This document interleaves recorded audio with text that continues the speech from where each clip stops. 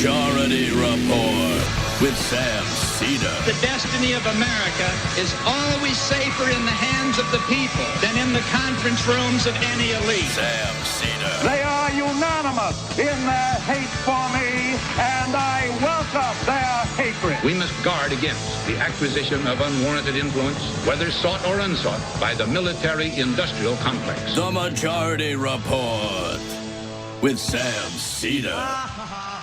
Ever get the feeling you've been cheated?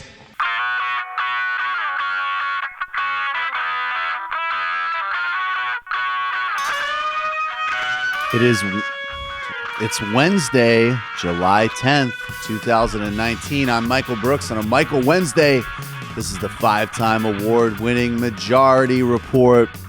We're broadcasting live steps from the industrially ravaged Gowanus Canal in the heartland of America, downtown Brooklyn, USA. On today's program, Loren Rodgers, Executive Director of the National Center for Employee Ownership, discussing a new piece in the New Republic, an economy in waiting, fighting inequality by turning workers into owners. Discussing that with him. Nancy Pelosi continues the non-resistance by joining with Mitch McConnell in deferring to Trump on Acosta's future, as calls for the labor secretary that gave accused human trafficker, actually once convicted human trafficker, Jeffrey Epstein, a horrifying sweetheart deal several years ago. But it's Trump's pick. It's his labor secretary, apparently. Migrant children were in overcrowded Arizona border station have alleged abuses ranging from sexual assault to physical abuse. Attorney General Barr won't recuse from Epstein prosecution, but will remain uninvolved in any review of a past plea deal. And federal judge rejects Trump administration's bid to swap out lawyers for a census case on citizenship question. Iran welcomes France's efforts to save some form of the Iran deal. Israeli education minister calls intermarriage rates for U.S. Jews a second Holocaust and a strong rebuke of those that would cheapen the term concentration camp by using it to describe detaining children at the border. Sergio Moro, Brazil's justice minister, after his rampant bias and corruption has been exposed in the political imprisonment of Lula da Silva and more, he's taking a temporary leave from his position as the fallout from that scandal, that mass exposure, reverberates in Brazil. Bizarre story, Democratic donor Ed Buck, who has had 2 African-American men die in his home of crystal methamphetamine overdoses in the last 18 months. He's now getting accused of human trafficking and revenge porn. Extremely bizarre story, which already was basically a rebuke to black male lives, if you look into it, at least in my opinion. And the UK ambassador to the US has resigned after his quite accurate assessments of the Trump administration have been released. The appeals court looks skeptical of Obamacare. A panel of Republican justices there, and a North Carolina law signed by a Democratic governor will allow drug dealers to be prosecuted with murder. All that and much, much more on today's Majority Report. 3 of us are here. Brendan might need to step out early to get to Philly. It's going to be down to just 2 of us. It's going to be down to just 2 of us. We've actually done that before, Matt. We've done that many times. We have definitely pulled off the 2-step very well before. So yesterday we talked about Tom Steyer getting into the race. I mean, I think stylistically, one of the reasons that it's so maddening is he actually does. I mean, he really does. I I didn't think of it yesterday on this show, but when we were talking about last night on TMBS, he does remind me of Marty Funkhauser in Curb Your Enthusiasm. And that actually, in a way, he has a likability that none of the other sort of equivalents in his lane remotely possess, right? Like Howard Schultz, delusional, oligarch, unlikable, nothing positive to say for him. Steyer seems like kind of the out-of-touch boomer liberal on steroids that have been banned in the United States, right? Like, but that actually adds to how maddening it is, because it's like, in Schultz's case, there's oligarchy, there's delusion, and then there's the fact that this really is just a self-interested class warrior fighting to protect a position that he thinks is under attack. Tom Steyer is coming out in his announcement yesterday and basically saying, oh no, I'm not just a delusional hedge fund billionaire. I am the progressive champion. Which, and on some level, I think he actually believes that. Bernie Sanders was asked about this by Andrea Mitchell yesterday, and I think he spoke for a lot of us in terms of not just his feelings about Steyer, but really the whole systemic problem that Tom Steyer's candidacy represents. And we have a new candidate in the race, Tom Steyer, the billionaire who's made a cause of impeachment. What do you think about him entering the race with all of his money? Well, I have known Tom for a number of years, and I like Tom personally. But I do have to say, as somebody who in this campaign has received 2 million campaign contributions, averaging, I believe, $19 a person, I am a bit tired of seeing billionaires trying to buy political power. So I like Tom. He is a good guy. He's a friend of mine. But I'm not a great fan of billionaires getting involved in the political process. So he should not be taken seriously as a candidate, you think? No, I didn't say that. Look, if you are a billionaire by definition, you are taken seriously. But I think the American people understand that one of the great problems facing American society today is that we have a billionaire class which is getting richer and richer, while the working class of this country is struggling and, in fact, has been decimated over the last 45 years. And people are sick and tired of big money in politics. People want to overturn Citizens United. In my view, we've got to move to public funding of elections. Billionaires, and this is not just Tom Steyer, billionaires should not be able to spend unlimited sums of money trying to buy elections. Well, of course, he's absolutely right. And the only possible upside from people like Steyer running is to make exactly that point about the systemic challenge, the systemic problem, the systemic undermining of democracy that having that level of wealth creates inherently. No matter how well-intentioned you are, no matter how much you think you're a nice person, no matter how much you might even be on the right side of some important issues. And then, of course, the other thing with Steyer, and I really would recommend that in a respectful way, it does not have to be super sarcastic or polemical, but you can be responding to all of the social media accounts with like, hey, hey, Tom, thanks for your interest. Here's a great project that would be way more helpful than you running for president. Here's something on gerrymandering. Here's something on local elections. Here's something on state court races. Here's a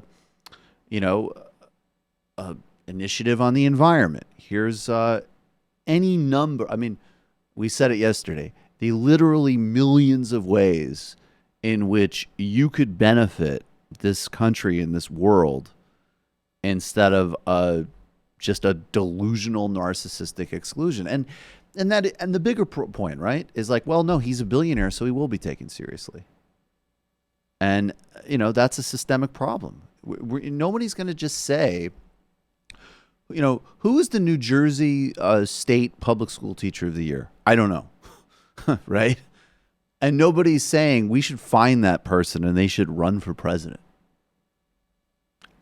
I don't think it's such a disanalogy at all. There's no reason why in any healthy functioning society why that background would be an automatic launching point of a presidential campaign. This is what billionaires running for office sounds like. I alone can fix it. That's exactly right. That's right. And that is the through line of the demagogue, the clown fascist, of the Starbucks delusion, and Steyer too. Because at the end of the day, I'm the one who can magically do this stuff, even though I have no experience, no context, no grassroots base. Well, no why? No coalition, no organic anything. Well, I have money, and that sort of magically confers competence.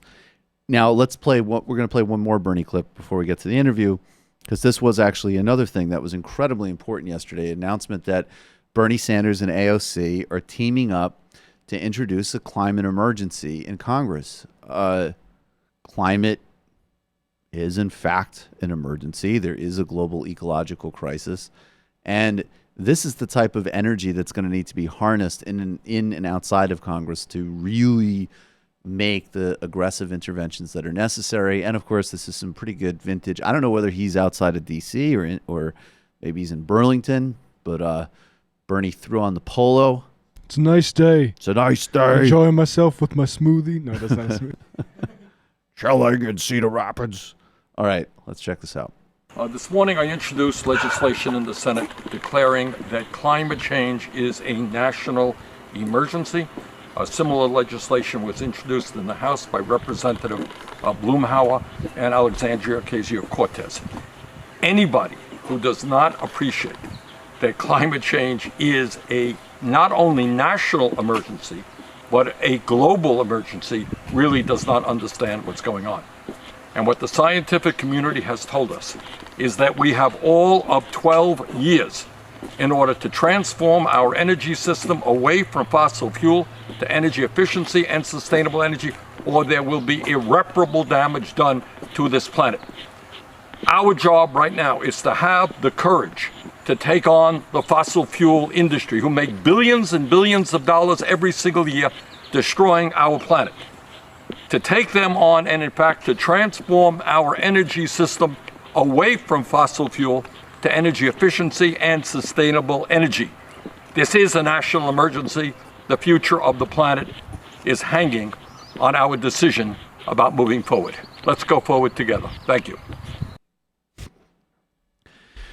I also, I love the consistency that every single message is really defined by the basic conflict and the stakes. The conflict of the stakes is the fossil fuel industry, their asymmetry of their power relative to the rest of the process. Until that's corrected, you're not going to have serious action on this, regardless of the scientific conversation, regardless of even really effective and necessary public persuasion. Fundamentally, if you don't take on that concentration of power, you are not going to have the necessary action that's required at all. And I would say just one other thing, too, that with regards to the broader conversation about climate and why it's not just sufficient to sort of argue about whether or not you, quote unquote, accept the science. When the right wing accepts the science of this, their answers are going to be apartheid-like and authoritarian. So like, okay, yes, there's shrinking resources. There's already resource wars. We're going to have conflicts over water. Okay, let's make it another. Let's build a wall. Let's build a wall. Let's get money. Let's get essential resources to a narrow set of constituencies and people. It's fundamentally a political conflict, and that's how he's framing it. It is an emergency, and I love it. It's important. All right, we are going to take a brief break, and then we're going to come back with Loren Rodgers. He's executive director of the National Center for Employee Ownership. This is the Majority Report.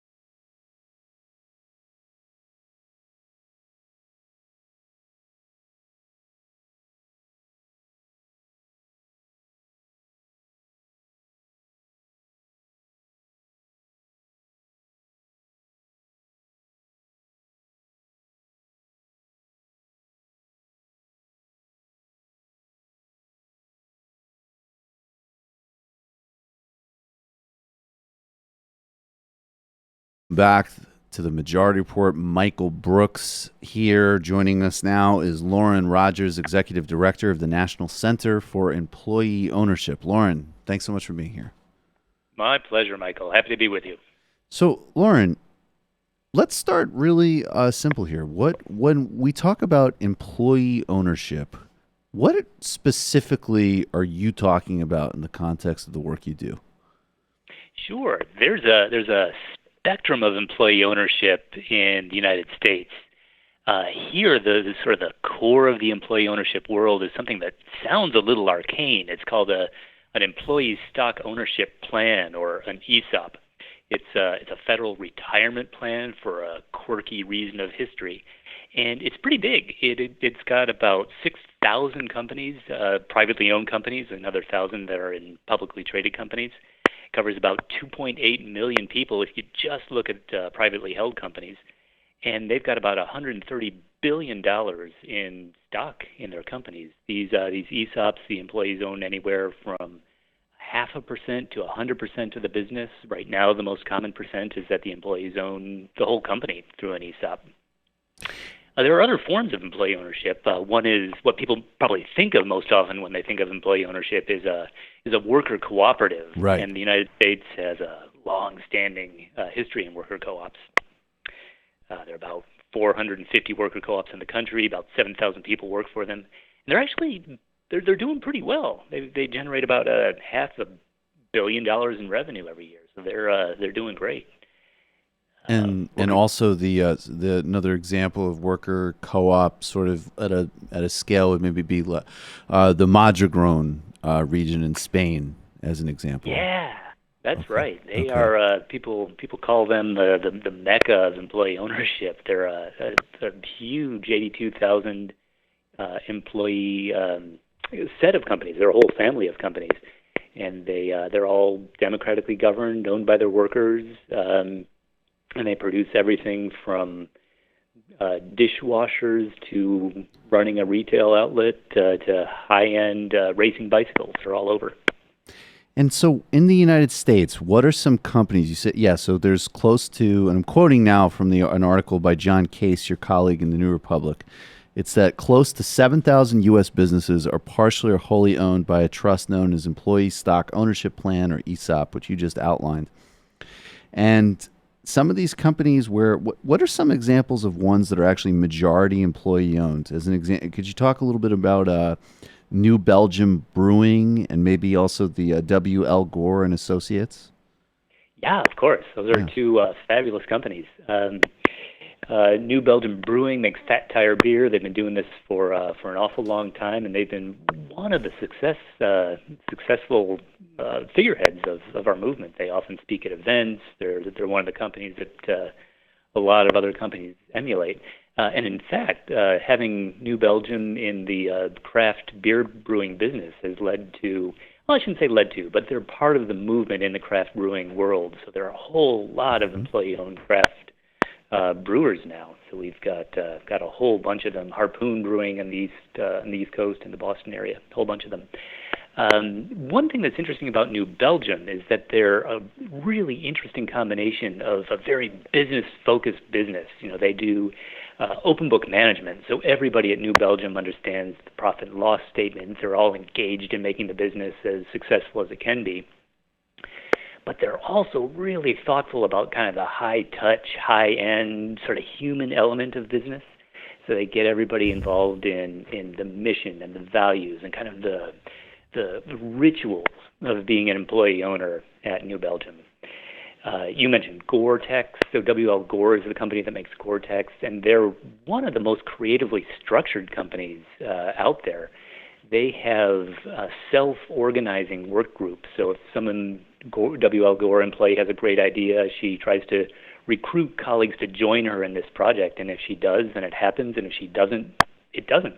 It could be that the great idea comes from somebody who's fairly new, and it could be that the president or the manager of a location joins that team and reports to the new person. So they're very flexible and very focused on projects and getting things done. And so what is the history specifically of ESOP legislation? going back to the 1970s. How does this become, and I guess, okay, obviously somebody can go and set out and create something like a food co-op, and you can structure a business in a certain way. And you could potentially structure it as a nonprofit or various other kind of forms of ownership models. But this specific model of employee ownership actually has a long history of federal legislation behind it. What is that history going back to the 1970s? It does, and if you don't mind, we step back just a little bit further to go anywhere you want. All right, let's go to 1956 then. Okay, great. That's the year that the first ESOP was created in the United States. It wasn't called an ESOP at the time, but it's the same model. And that was a newspaper company in the Bay Area. And at that point, there was, as you said, Michael, there was no federal legislation to support this. So if you wanted to create an ESOP, you had to go to the IRS and say, here's what we'd like to do. Can we do this? And sort of a case-by-case permission. So as you alluded to, something big happened in the 1970s, which is that the Congress passed the Employee Retirement Income Security Act, lovingly called ERISA.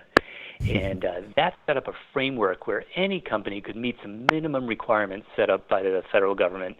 And if they did that, they could create an ESOP. The ESOPs are there's still oversight by the Department of Labor and the Internal Revenue Service to make sure everything's done as it should be. But it's got a lot easier to make an ESOP then. So the number of ESOP companies went from about 200 that had accumulated over the prior 2 decades to where they are now, which is 7,000 companies with ESOPs. And what ERISA did is it was a creature of Congress, so it combines a whole bunch of different goals, some of which appeal to Republicans, some of which appeal to Democrats. So everybody was, in the 70s, was trying to make sure American business could really compete with Japan. You might remember the scare in the auto industry.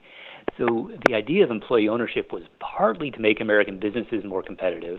It was partly to create a new source of retirement wealth for ordinary working people. And it was partly to directly address the stratification of wealth. The people who came up with this was an investment banker named Louis Kelso. His explicit idea was that no working person is ever going to keep up in the modern economy unless he or she owns a piece of companies, because companies are what ultimately generate wealth in our business. And if people are excluded from the ownership, from the success, share of the success of those companies, there's no way they're going to keep up. And so, yeah, go ahead. No, that's interesting, because that's actually one of the. I mean, we'll speak more broadly in a couple minutes, but my democratic socialist instincts are very excited by the idea of, obviously of companies being democratized. And, a company like New Belgium, I was already actually familiar with through Professor Richard Wolff's work, and how dynamic and how exciting that is. And actually, and then I think, that actually kind of spills into a broader conversation of, could this model also have broader ancillary effects, right? So that in addition to the innate and primary goal of enhancing,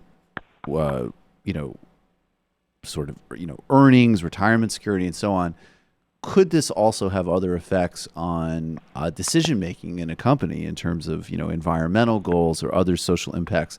Actually, maybe can I just ask you that more broadly before we get back to the specifics? Would that also start to come into the analysis at some point, that if companies start to have a broader set of stakeholders, that might potentially translate into a broader set of systemic thinking about businesses' impact on the community or the environment, and so on? Yeah, absolutely. That ends up being a really subtle and fascinating question, Michael. I'm really glad you asked that. There are a number of our companies, of our member companies. King Arthur Flour is one good example. They set themselves up as kind of it used to be a unique thing, but it's getting more common, a company that is both 100% owned by its employees and a B corporation. So they've got a commitment to a triple bottom line of environment, social, and business success. And there are a number of our companies that do that. There's a really nice fit between being employee-owned and being a benefit corporation. But there's another. Sorry, just really quick. What is a benefit yeah. corporation? Could you just elaborate on that for a second? Yeah, a benefit corporation is a form of business organization where companies amend their bylaws. In 37 states, there's state law provisions that encourage this, so that they aren't focused exclusively on shareholder value. They're looking at other stakeholders so that they can also bring in environmental concerns and social concerns. Great. And sorry, I interrupted your flow there. What was the second point you were going to make? Yeah, the second point is that there is a lot of bringing in other values. Some of those values, though, are from the right end of the political spectrum. I mean, the person who's most directly responsible for ESOPs was a Democratic senator, Russell Long. Mm-hmm. He was a Southern Democrat, right. And he had deep conservative Was. roots. Yes. Yeah, exactly, right? Yes. So he was really excited about employee ownership as a way to combat the stratification of wealth, a good democratic liberal idea. But he was also really excited because he's got some real market values too. And like a lot of Republicans who support employee ownership now, he saw employee ownership as a great way to build a capitalism that has more capitalists, just a more robust capitalism that would really get capitalism and the benefits of capitalism to a bigger piece of the population. So I think what we see is we see a bunch of our member companies are like King Arthur Flour or New Belgium, and they do things that really engage in the communities, that take social and environmental concerns into account. But a number of our other companies come to this from values which aren't tied to the left, but other values that may be tied to the right end of the political spectrum. And so we've got some companies that are defense contractors. We've got some companies that manufacture supplies for I'm not sure the right way to say this, but they're specifically Christian supplies. So if you get a tchotchke that your church gives out or something like that, it might be made by an employee-owned company. So what's interesting about employee ownership, and I hope that you and your readers leave this conversation not exactly knowing which side of the spectrum I'm on personally, is it's got a really strong root in both the left and the right. So, and I think that's actually I appreciate the clarity for the purpose, because obviously this is a show certainly on the left, and I think it's helpful to understand actually that. And one of the things that's exciting about this is that to me, I mean, look, if you already had a more broadly democratized economy where more people were doing better across the board, that's already a better place to be having an argument and a debate from to begin with, right? Like Absolutely. That's already a significant upgrade. So that I'll defend innately, and then I think that's an important question. I think obviously a lot of people in this program would say, well, no, it couldn't. The goal would not to have not to be a communally owned defense contractor would not be the upshot of many people in this audience, obviously, because there's broader concerns about well-being of people across the planet and so on. But I think that's but is I understand it makes total sense that there would be companies that identified with more sort of on the conservative side of the spectrum that would want to bring in a broader sense of, I said stakeholders, they could say stockholders, in fact, right? But in terms of politics right now, and I don't want to I'm not trying to get you to be partisan. I just want to talk specifically right now in terms of who is working legislation or talking about ideas on the campaign trail that would support this model. So I know that, Bernie Sanders, as an example, actually going back to his time as mayor of Burlington, was extremely supportive of these types of enterprises and helped actually, set up co-ops in Burlington. I know that there's legislation. I know there's one version of the Labour Party in the UK, and I think Bernie's introduced similar legislation, which I'd like to ask you about first, which would basically the government would give bridge loans to medium-sized companies if the workers wanted to absorb them. Am I understanding that correctly? Yeah, the Bernie has not spelled out the details of what he would do. He's got several different pro-worker ownership proposals right now, and you're absolutely right. He's been one of the longest-term, most active supporters of employee ownership. I was going to say in the Senate, but it's even bigger than that. He's one of the heroes of employee ownership. And Vermont has more employee ownership per capita than just about any state in the country. So there's a good reason that he's a good reason and a good effect of all that Senator Sanders has done. So in terms of his proposals, some that are most exciting, I think, are he's talked about setting up a worker ownership bank, which would facilitate the transition of conventionally owned businesses to worker cooperatives or ESOP ownership. That's a fabulous idea. The idea of his that I'm most excited about is the idea of setting up a state employee ownership center in all 50 states.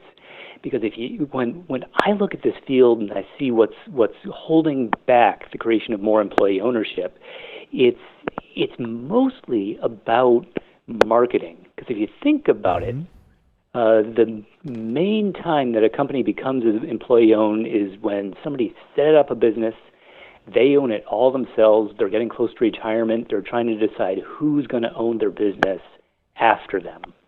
And they can choose. They can decide to sell it to somebody in the family if there is somebody like that. In most cases, there's not. They can decide to sell to a competitor or a public company in their field. They can choose to sell to private equity or some other holding company, or they can sell to their employees. And a lot of people think that selling to their employees is great, but they don't get quite across the finish line. And that's because, in my opinion, there's so much money right now. Money is so cheap. Private equity firms have a huge amount of money. Public companies have a huge amount of money. They're looking to use it productively. And one way they do that is by acquiring these fabulous businesses that otherwise would be great candidates for employee ownership. And I think that's actually another place that the left and the right come together. Obviously, anybody on the left would rather see Wall Street not own these firms. And I think a lot of Republicans are there as well. They like the idea of Main Street ownership.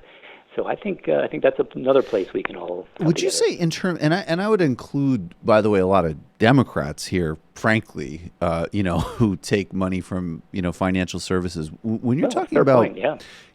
I could totally see a large part of Republican voters liking the idea of mainstream ownership as an example. But you have some examples. Obviously, Sanders is a leader. I want to talk about Warren's corporate board seats in a second. And you've actually point out that actually Klobuchar and Gillibrand have sponsored some helpful things in regards to this as well. Is there any Republican? I totally on a business and grassroots sense makes total sense. Is there any Republican legislatively that's working on this right now? That's sort of in support of this in a constructive way in Congress. Yeah, there are. I'd say the biggest hero of the last Senate is Senator Kirsten Gillibrand.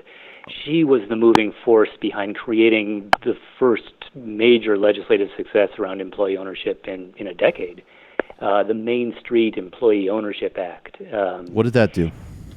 That encouraged the Small Business Administration to create more employee ownership in two main ways. One was by extending SBA guarantees to loans that are used to transition a business from conventional ownership to employee ownership.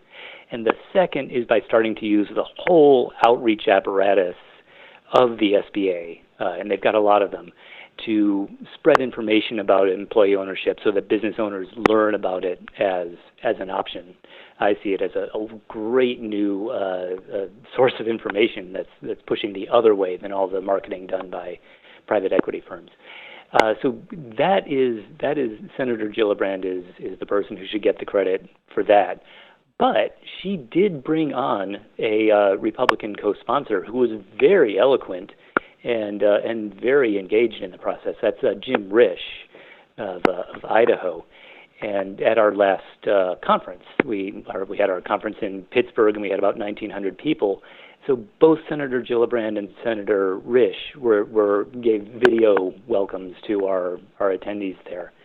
And Senator Risch isn't the only one. There are folks in the House who've supported employee ownership as well from both sides of the aisle. What about the idea of Elizabeth Warren's idea of employees elected on corporate boards? In terms of how would that play into it? That is, I'd say that's sort of a cousin idea. Okay, got it. She has separated the board seat from actual ownership by employees. And so she's thinking more of the kind of German co-determination model where people just by virtue of being employees have a right to a role in corporate governance. I'd say that's a separate issue, and in my mind what's much more important is the actual ownership. It's governance matters, of course, but I think that when ownership actually changes hands, then you don't just get a change in the types of decisions that a company makes. You also get a change in the criteria by which companies make decisions and for whom they make decisions.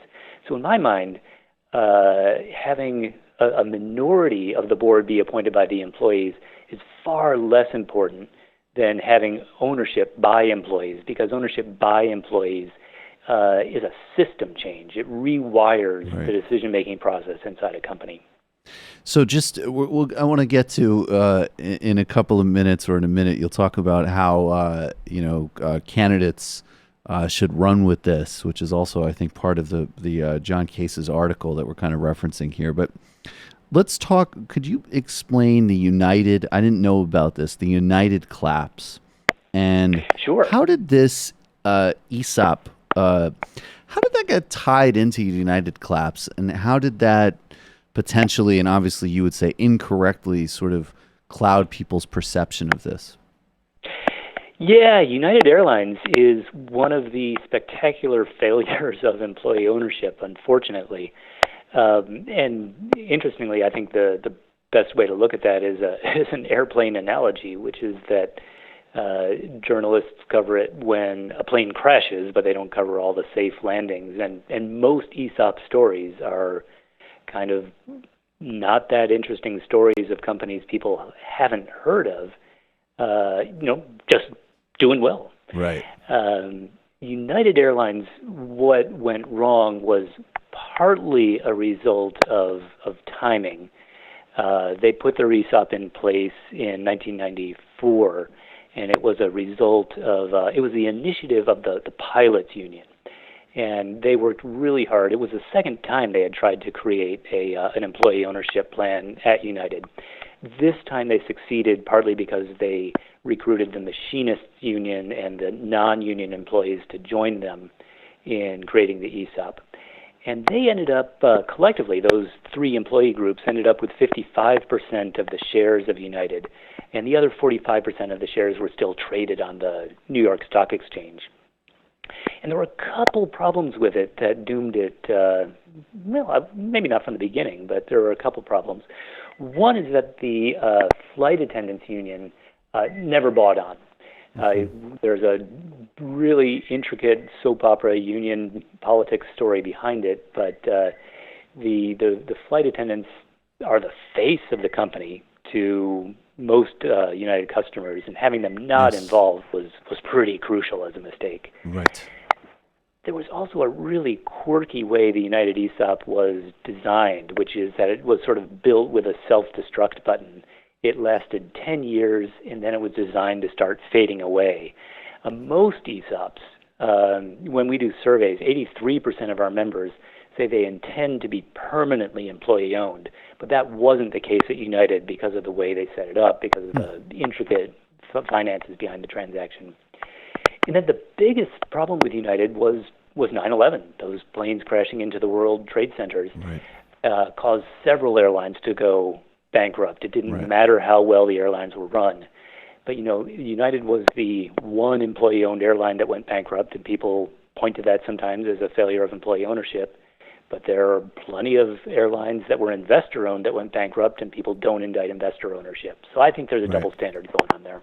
All right. Yeah, that sounds exactly right to me. So if I'm guessing, if you were to advise candidates, you would say, hey, Senator Sanders, do an ad that connects, the great proposals you're putting forward today that you outlined earlier and then go back to these companies you helped get off of the ground, and you were mayor in Burlington, and go do photo ops at employee-owned companies like New Belgium. Hey, Senator Gillibrand, you need to, raise the profile of your campaign. Talk about this great legislation you co-sponsored in 2018.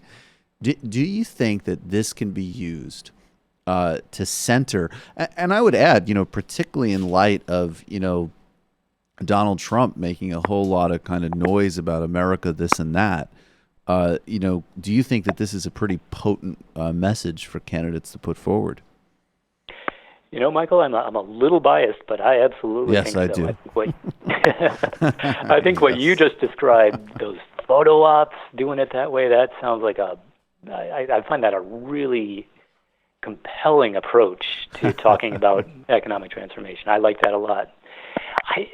I'm a little bit of a of a policy nerd, so I'd love to see them throw in some of the statistics. You've got some great numbers like employee owners have 92% greater net household wealth than non-employee owners. That's a good one. Employee owners have 53% greater job tenure than non-employee owners. Both of those numbers, by the way, are looking at millennials from a federal data set from the Bureau of Labor Statistics. And millennials are the people you'd expect to have the smallest benefit from being employee owners. But they also have more flex time. They're more likely to have parental leave. They're 3 times as likely to have tuition reimbursement through their companies. They're more likely to be involved in decision making. So to a point you raised before, it's not just about dollars. Being an employee owner is an educational and a transformative experience because, let's go back to Marx. Most people are alienated from their businesses. They work and they don't have any connection to what's created or the profit or the success of the business. If you're an employee owner, not only do you intimately understand how your business works, what your role is, and how you affect the success of yourself and the success of all your colleagues, you also have more training, more involvement, more responsibility to be a steward for your business.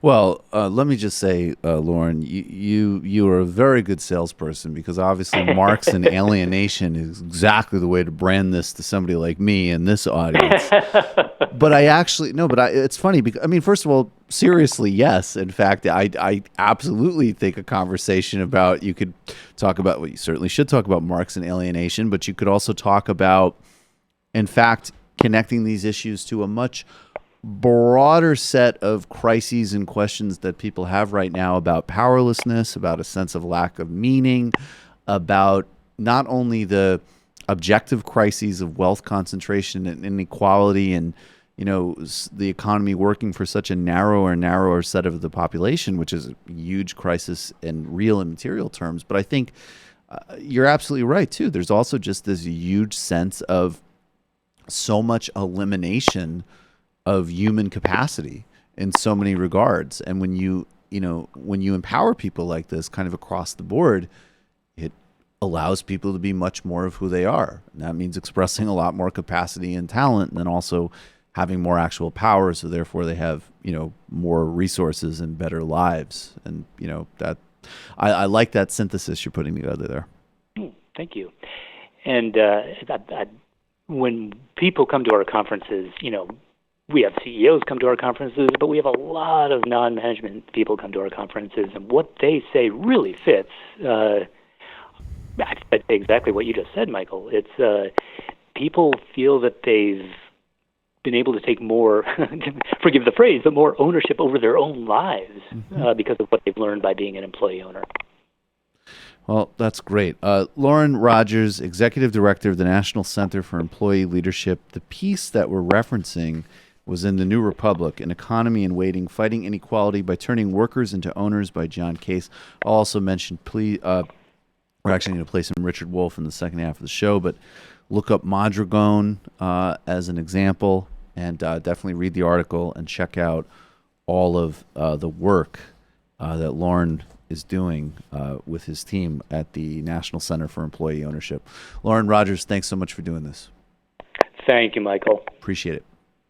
All right. Take care. Take care. All right, folks. Well, Matt, it's just us now. It's like the old days. It's like the old days. How do you think we're doing? Oh, it's this is old hat at this point. This is old hat. We're still like a lean, mean fighting operation. I guess Brendan and Sam are off to Netroots. A train journey to Philadelphia. Train journey to Philly. It's so I think funny. I actually don't know how they're getting there.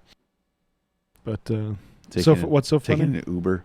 Just funny to think, because Sam used to do all these solo trips. Now he's got like a little travel buddy. Right, yeah. It's like, come on, Brendan, let's go. Brendan's got the right disposition for that, I think. Brendan is totally a Jeeves in that situation. Without New a Jersey doubt. Jeeves? He's New Jersey Jeeves. He's not going to like that. Gonna be fucking assisted, sir. Okay, calm down. Like Sam's a very agitated Wooster. Jeeves, no! That's going to be a problem, Jeeves. Do you see? Oh, my God. Between that, and I'll just say this, I don't know what we're going to do with it, but the Haim Sabin IDF Power Rangers bit that we were cooking up earlier is a... Oh, don't give that away. All right, that's it. You can't steal that. We'll sue you. Oh, we will sue on that. I will sue you to death. We'll sue everybody. Become a member of I'll sue you faster than an IDW free speech lawyer. Does that mean you already pre-prepared the summons? Yeah, exactly. I got them all printed out. The notice is already ready for whoever takes. No, so yeah, seriously, we're working on that. Become a member of the Majority Report today. Majority.fm/become a member. That's how this show works. That's how we give you all the coverage we give you. That's how this whole operation runs. You know why you should support it. Check out justcoffee.coop. Fair trade, tea, coffee, or chocolate. Today was the debut of The Quickie with Sam and Laura Steiner. I listened to it. Yes. This is, you're going to like this. You're going to want tight 4-minute primer. Yeah, share it with your normie friends, too. Share it with your normie friends. Definitely a good way of them to sort of ease them into the Majority Report universe. We had a really fun time on TMBS last night. We always do. But Emma Vigeland was in. We did an in-depth dive on the Hong Kong protests. The shout-out was on part of the movement arising out of the resistance to Standing Rock was city councils, including Kashama Sawant in Seattle, pushing to direct municipal money into the creation of state banks like the one in North Dakota, which could be a very significant progressive goal. The Bank of North Dakota is where I got my loan to go be a fact checker in London for a summer. That is so cool. That is really quite an impressive institution. Very happy to pay that one off, actually. Right. I'm not even seriously. joking. I'm much when I submit the payment for that, I'm like, you know what, fair enough. Yeah, right, exactly. And then incredibly fun post game. A lot that we covered. This weekend we did a think tank session with the crew and extended crew Vic Viana. Next week we're recording with a Sudanese activist. And then Joshua Kahn is returning to the studio with more discussion on First People's activism, the climate crisis, and also practical tools for organizing. He's the one who did the Simpsons episode with us on how to build a movement from the bottom up. Joshua Kahn knows answers to a lot of questions that I think leftists have common anxiety about. Is very straightforward ways of approaching things. Like, how do we do the practice and praxis? And how Joshua knows. Joshua knows and has been doing it for over a decade, from the Philippines to Arizona. from Fiji to Colombia. So become a patron, patreon.com/TMBS. Definitely subscribe to the Michael Brooks Show YouTube channel. We have a huge amount of clips up there now on everything from the anniversary of the Honduras coup to how the left should talk about technology in the future. Obviously, ongoing coverage of all things Brazil, the political imprisonment of Lula. We're really cooking with that. Over 55,000 subscribers now on YouTube, which now we're not even a year in on YouTube. And I think that's solid. Yeah, but go subscribe to this if you're listening, especially definitely. on YouTube, because we want to get to 100K before the end of the year. I think it's doable. I think it is doable. So that's our Even goal. though YouTube's doing some funny business. Even though YouTube is not friendly. If you can hear us the now, real creators. They failed to obscure our art. Matt, what's going on? I was starting to listen to the Rucker Bregman episode of Literary Hangover. Fascinating. Yep, we go into Rucker Bregman. I think that is, I think the Antifada has the more farther extreme left part covered. So I thought with this episode we'd discuss more of the Keynesian reformist SOCDEM, pie in the sky folks versus SOCDEM. Versus the us, You're a fucking sellout. the Marxist realist revolutionaries. But Rucker Bregman has an instant synthesis of a lot of these things, and I think I am suspicious of UBI, and so we go into some of our suspicions of that, but I think Bregman's one of the better messengers of it. If Yang was just messaging like Rucker Bregman was about UBI, I wouldn't have much beef with Andrew Yang, but he's not. If Yang was going across the country saying, in addition to Medicare for all and expanding the social safety net, we should have a UBI program. I mean, what's funny is that he's actually not bad on some of that stuff. He's not bad on some of that stuff. He'll support stuff. like the student debt cancellation. Yeah, I think I think if he just was straight across the board, though, pretty much like this should just be an add-on. I mean, yeah. What's funny is that one of the things that Lula successfully implemented was arguably a form of UBI, which Bolsa Familia is a cash transfer. And the only condition was that you got your kids immunized and put them in school. Damn. And then families just got money. And that did a lot. But the distinction I would add is that this was a government that was investing in social services across the board, in expanding healthcare, in college and university construction, literally building hundreds of new universities. So it was part of basically a broad Keynesian effort in a developmentalist model. So it was a huge success. If a neoliberal government came along and said, we're going to do a less generous Bolsa Familia and then slash everything else, I would have a major problem with that. Right. As part of that overall structure, it was a huge success. I mean, it's one of the reasons that the Workers' Party under Lula took between, in the super conservative metric, 20 million, I would say more accurately 30 or 40 million out of poverty. So, yeah, it's a conversation I feel like Kamala Harris. It's a conversation worth having. Yeah. And it just shouldn't be at the expense of food stamps. Right. It just quite obvious, strong example. Piss off. What are you doing? Yeah. I mean, or run as a Republican. Right. Or independent or something. But yeah, you gotta. There'd be a lot of value. Oh no, that'd be actually really interesting. It'd be kind of scary and kind of interesting. It'd be scary and interesting, but maybe good if you could inject some of that stuff. Yeah. So check that out, Literary Hangover, folks. Literary Hangover, and also there's a great back catalog with Orwell and all sorts of stuff. All right, folks, we'll see you in the fun half.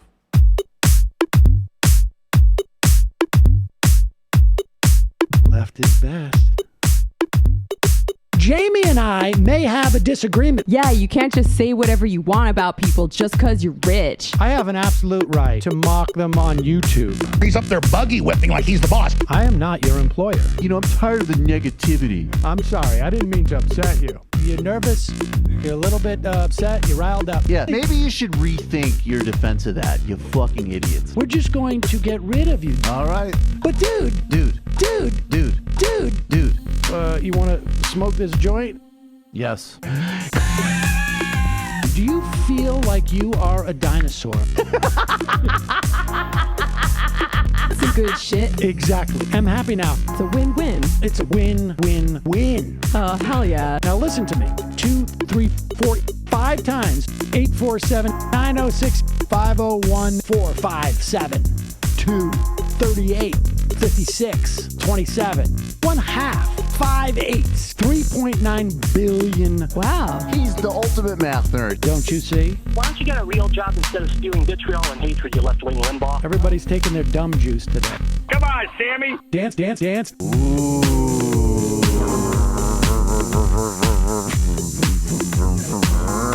Rand Paul. I had my first post-coital scene with a woman. I'm hoping to add more moves to my repertoire. All I have is the dip and the swirl. Fine, we can double dip. Yes, this is a perfect moment. No.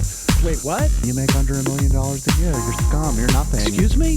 Fuck you, you fucking liberal elite. I think you belong in jail. Thank you for saying that, Sam. You're a horrible, despicable person. All right, gonna take a quick break. I want to take a moment to talk to some of the libertarians out there. Take whatever vehicle you want to drive to the library. What you're talking about is jibber jabber. Classic. I'm feeling more chill already. Good. Donald Trump can kiss all of our asses. Hey, Sam. Hey, Andy. You guys ready to do some evil? Hitler was such an idiot. That guy might be a Nazi. Agree. No. Death to America. You. Yes. Wow. Wow, that's weird. No way! Unbelievable. This guy's got a really good hook. Throw our hands up. Ooh. Wow. But Sam, I gotta get off. No worries. Let's. I want to just flesh this out a little bit. I mean, look, it's a free speech issue. If you don't like me, Hey, shut up! Thank you for calling into the Majority Report. Sam will be with you shortly. Welcome to the fun half. Matt and I are here. Matt, actually, right out of the gate, I am for you. Matt, are you going to be reviewing the book Equality by Edward Bellamy? No, if I do an Edward Bellamy book, it would be Looking Backward, probably. I mean, to be honest, I'm just not familiar with Equality. Looking Backward's interesting, though, because it was a huge bestseller nationally, like just massive, like 50 Shades of Grey type of numbers. And like in 1899 or 96 or somewhere around there. And it was basically a utopian socialist sort of vision. Like this guy woke up 100 years in the future or something like that. Like and talks about how we have all these amazing new time-saving conveniences and stuff like that. So it's Edward Bellamy's an interesting guy, but ultimately it was a vision of socialism without political struggle. So it had limited utility. Not gonna work. That's not playing, right? Okay. All right, let's take a call out of the gate. You're calling from an 847 area code. Who are you? Where are you calling from? Hey, Michael, it's Josh from Chicago. Hey, Josh. How are you, Josh? I hate Melinda Katz. Melinda Katz is not good. What's going on in Not Queens? good. What's going on? Okay, so I've been working on this, actually. Oh, great. Good. The Kaban campaign? In fact, I spent a lot of my 4th of July going through data and stuff like that instead of barbecuing. But I think, so basically, as people know, on Election Day, Tiffany Kaban declared victory by like 1,100 votes, which is, of course, not a sizable margin. It's about a percentage point victory, I think, is what she had. And right. We were told by election experts who know what they're talking about, which they said it's basically mathematically impossible for Melinda Katz to win, even if she'd have to get something like 70% absentee ballots right. on when they counted absentee ballots. The day before July 4th, July 3rd in the evening, Melinda Katz declared victory after not saying anything by 20 votes on the absentee count, because the Board of Elections threw out a bunch of affidavit ballots right. and didn't count them. Right. A lot of these affidavit ballots are thrown out for stupid reasons, including literally there are 114 in court right now saying they basically did not fill out that they were a member of the Democratic Party in the party field.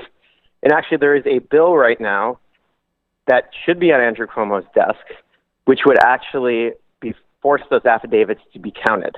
Mm-hmm. It would actually prevent a lot of reasons for why people have to fill out affidavit ballots in the first place. Conveniently, Andrew Cuomo's refused to sign this. I don't know why. It's weird. Yeah, it's surprising. But he's usually a big fan of democracy. He declared he was the left. I don't know. Right. I think for me, and I think this is the thing that I know a lot of us said at the time during the primaries in 2016, or some people said that those primaries were stolen, or it felt like the Clinton people were stealing the primaries. And I don't think that was the case. I think Sanders just lost. He didn't run a good enough campaign. Well, I think both of those stances are wrong. I think whatever.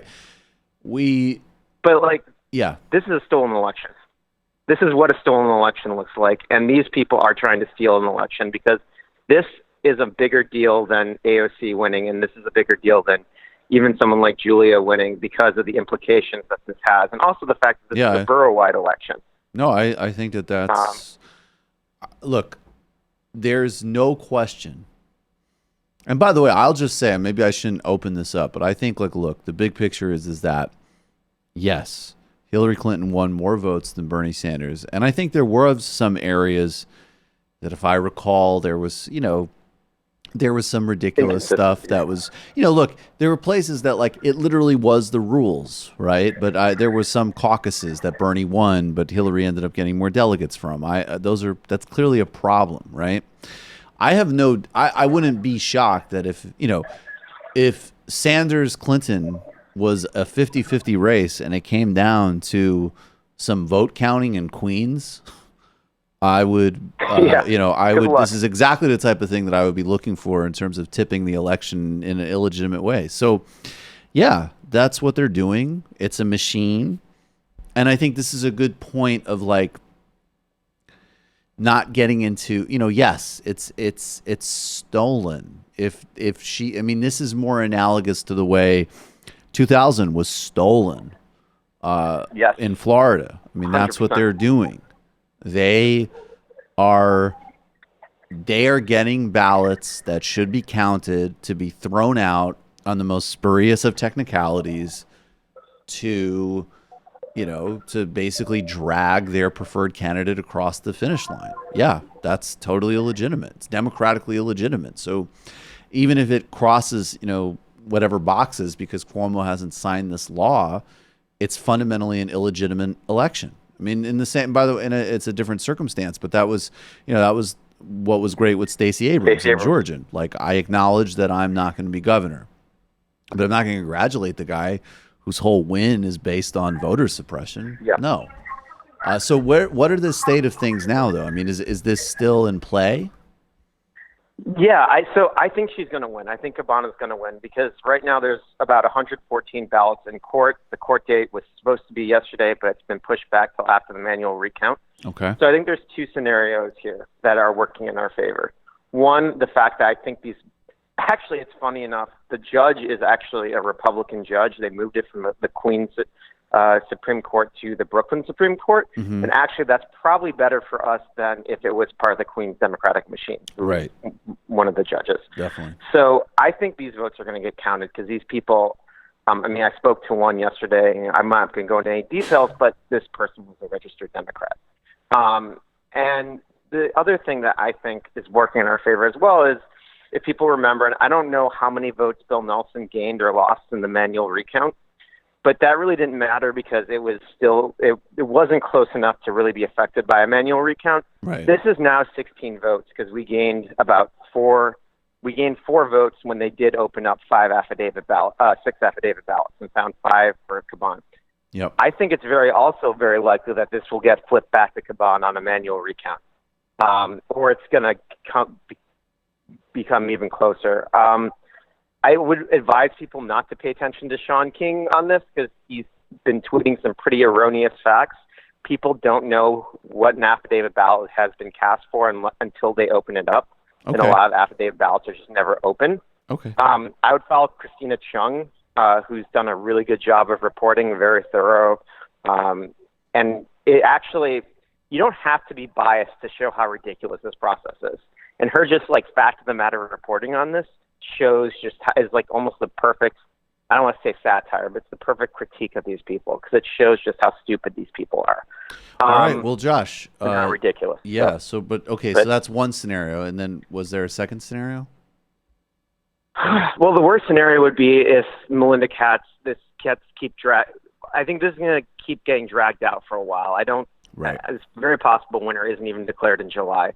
I don't know what the rules are about WFP running Caban in the fall if Melinda Katz is indeed declared the winner.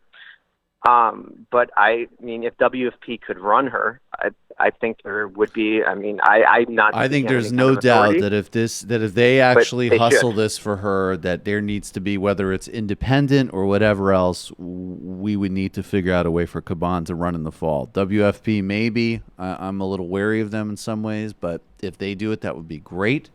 And that would be a perfect line for her to run on. But I would say even looking at just potentially a completely independent run. Independent run. Because I think Katz is very dangerous, actually. There's been a lot in her history that's been revealed, including the fact that she at one point dated the founder of the Guardian Angels in New York, Christopher Silva. She did? And yes, she did. The guy with That's actually pretty funny. Okay.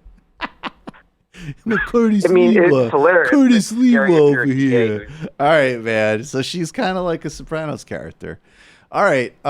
She kind of is. Josh, I appreciate the call. We'll stay focused on this. All right, man. Yes. Thank you. Appreciate it. Guardian Angels. You're calling from a 303 area code. Who are you? Where are you calling from? 303, are you there? 303? Going once. Yep. You're out of the box. How would you run against Mitch McConnell if you were going to take him on for the Senate in Kentucky, Matt? Cocaine Mitch. Cocaine Mitch. Be a campaign built around little story done by Lee Fang. Little story by Lee Fan. Or Fang or Lee Fan. I don't actually know, but I know that. But he had a good story in The Nation. He's a good reporter for The Intercept now. About a little discovery that was found in discovery on a boat in a dock somewhere. There was a boat. Yeah, that's how I would do it. I am pretty confident you would not do this. This is Amy McGrath. She's challenging Mitch McConnell for Senate. Now, I'll just start really bluntly. Mitch McConnell is almost definitely not going to lose this race. Mitch McConnell is the gravedigger of American democracy. He's one of the worst, most immoral people in the history of the United States of America. He wields power with no regard for anything and is a bagman of corporate America. And any delusions that people had about him opposing Trump or anything, I mean, look, if you were naive enough to think that in the first place, you're already quite out of touch with politics and reality. But, it should be on a shadow of a doubt that he profoundly does not care. In fact, even going back to the Bush era, there's some reporting I recall at the time of, Mitch McConnell sort of privately understanding that Iraq was much more disastrous than his willingness to continue for political reasons to keep, feeding that slaughterhouse as long as as was politically necessary. He's there purely as an instrument of his own power gain. He wants to be Senate Majority Leader. And he's there to do the business of oligarchy and corporate America in taking more and more and more wealth and designing a judicial system that hamstrings, that shackles democracy. This is a book, Democracy and Change by Nancy MacLean, is broadly you need to understand libertarian and Republican economics in general by reading that book. But I think even just the sort of personality and what Mitch McConnell is a conduit of is that book. And then if you actually want to understand Mitch, Alex Perrine wrote the kind of definitive work on him for the New Republic. And he's very politically savvy. and he is built. I mean, consider again, this guy has always been chronically unpopular. He's been a punching bag for Republican talkers and pundits. He's obviously, he has no charisma. He has no human appeal. So ask yourself, why has this guy been politically, unvanquishable for decades? And it's because he is the conduit for the most powerful forces in American politics, and he knows how to patronage, and he knows how to do machine politics in Kentucky. There was actually a piece years ago about how, and it might have changed recently, but about how Mitch McConnell's national agenda of endless assaults on labor and the middle class always had a couple of rare exceptions when it came specifically for narrow sets of constituencies in Kentucky. So my point is, if you're going to run against this guy, might as well just run a clear campaign of denunciation and opposition to one of the worst figures in modern American history. Or you could do what you think is a clever triangulation, but it's transparent and embarrassing for everybody else to see because you're not a good political communicator. And you could cozy up with another one of the worst, most grotesque human beings in American history in an attempt to triangulate against Mitch. That's what Amy McGrath is doing. Check her out on Morning Joe this morning.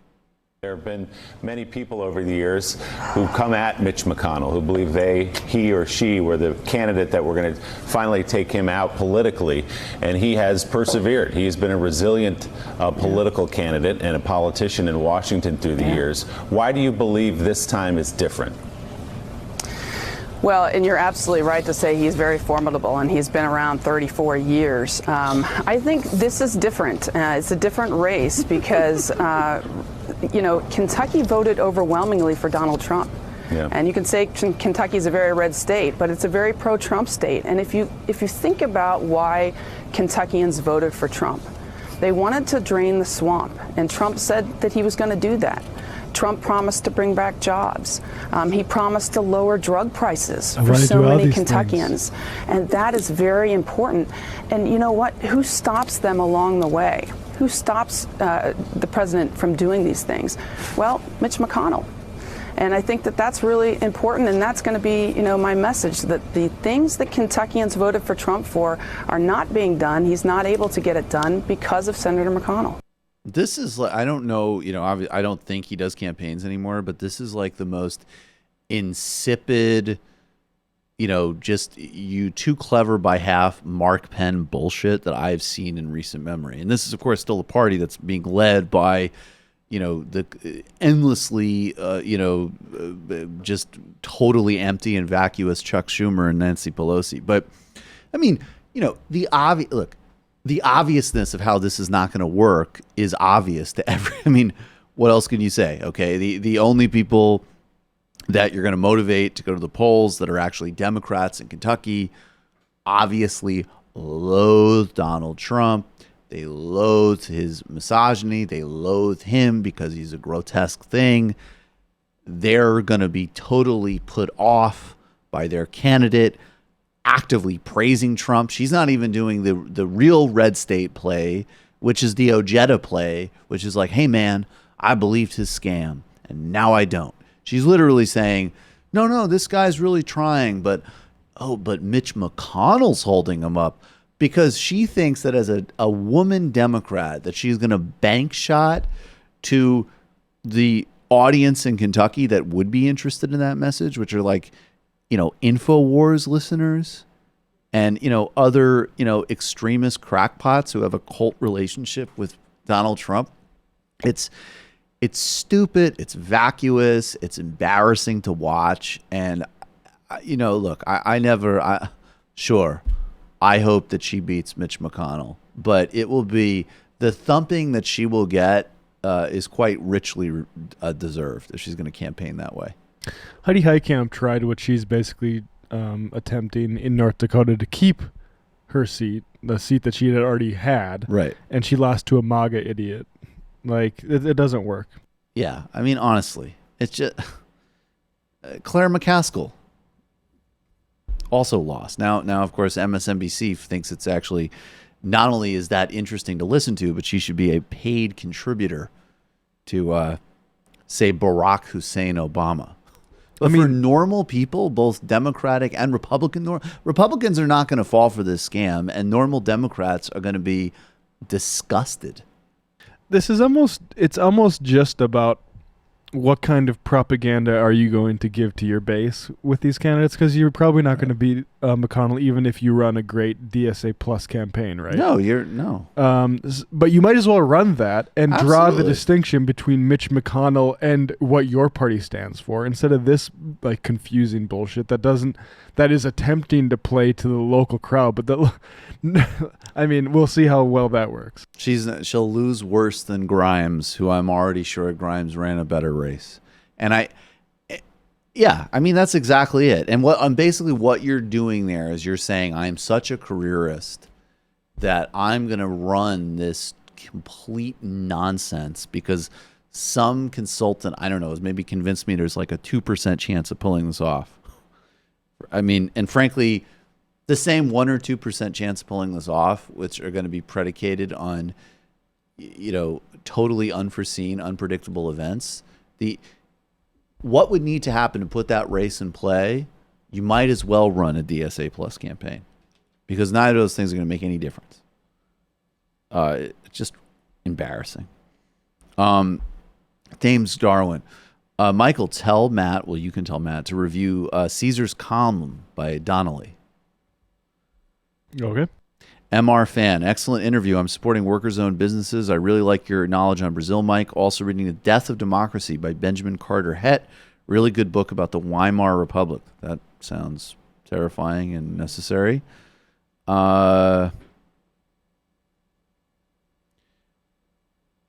Unpopular front. Did you see this? Kamala Harris says credit scores should include rent, utility, and cell phone bills. I don't know what that means. What does that mean? I don't know. I mean, it's Kamala Harris, so my innate instinct is that's terrifying. Yeah.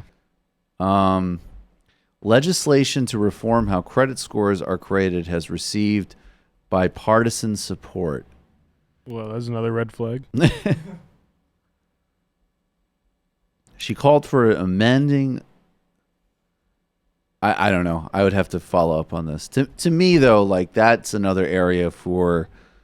I'm ready for, frankly, the Sanders-style proposal of we're just going to clean up people. Like we're going to have credit amnesty. I mean, this is another system. I could tell you. I mean, growing up in a family that dealt with evictions, that dealt with severe economic scarcity at certain points, and then being in a position where, you do this, you do that, and oh my God, we might be able to secure a home for the family, and then to have, after all of those steps, to actually create it, the thing that blocks you is a credit score, which frankly, look, it's not the same thing. But it is fundamentally, it is some form of it. It is a proxy for economic discrimination, frankly. So I'm, to me that would be like, is there racism reflected in the credit score system and how credit scores are measured? I would have no doubt, because race and class is factored into everything in this society. But my answer for something like that is, what's a clean, simple process to clean up people's credit scores and get them outside of that system? Because again, just like everything else, if you dig under the surface, a vast majority, look, I still have a bad credit score. I grew up in a family with no money, and not until very recently in my life was I able to sort of be in a position to kind of somewhat put myself together financially, right? To sort of take care of things broadly, right? That's relatively recently. So you're starting in a hole with student loans. You're paying off multiple things. You go to most people with a bad credit score, it's because they've put absolute necessities on a card. That's it. Or you didn't even use a card, and you just you missed a payment.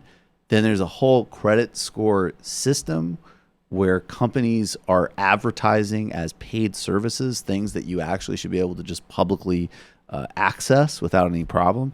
That's a whole other industry that just you need some form of jubilee. You need these massive economic resets. You need complete. Absolutely. You just need those. Unplug it. I don't know. Maybe plug it in again, but just I don't know. Maybe not.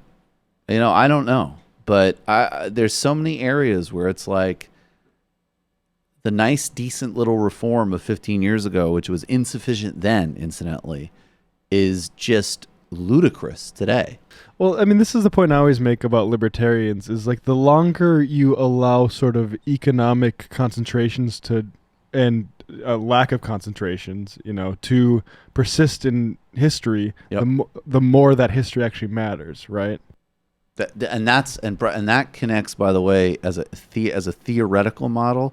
That's how you can understand student debt and the need for complete amnesty and jubilee, with the same reason that you need to fight to get U.S., Canadian banks, the World Bank and IMF, and to totally cancel, as an example, the quote-unquote debt that the Caribbean still owes.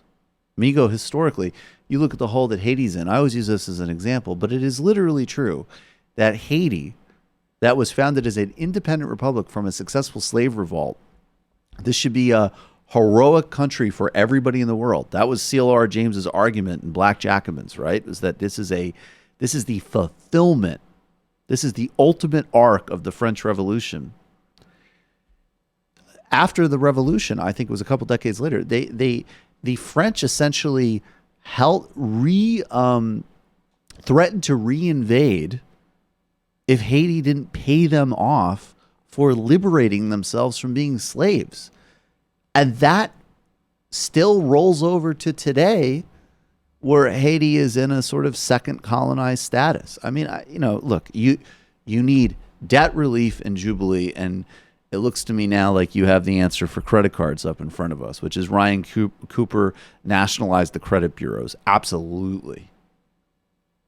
And we forgot, right, Equifax. Yeah. We don't even remember these things. Yeah, I know. It's insane. It's insane. I mean, that's a company. Why would a private company hold so many people's credit scores and information to begin with? Ridiculous. Shouldn't exist. That should be totally decommodified, government run. And it was breached in a massive hack.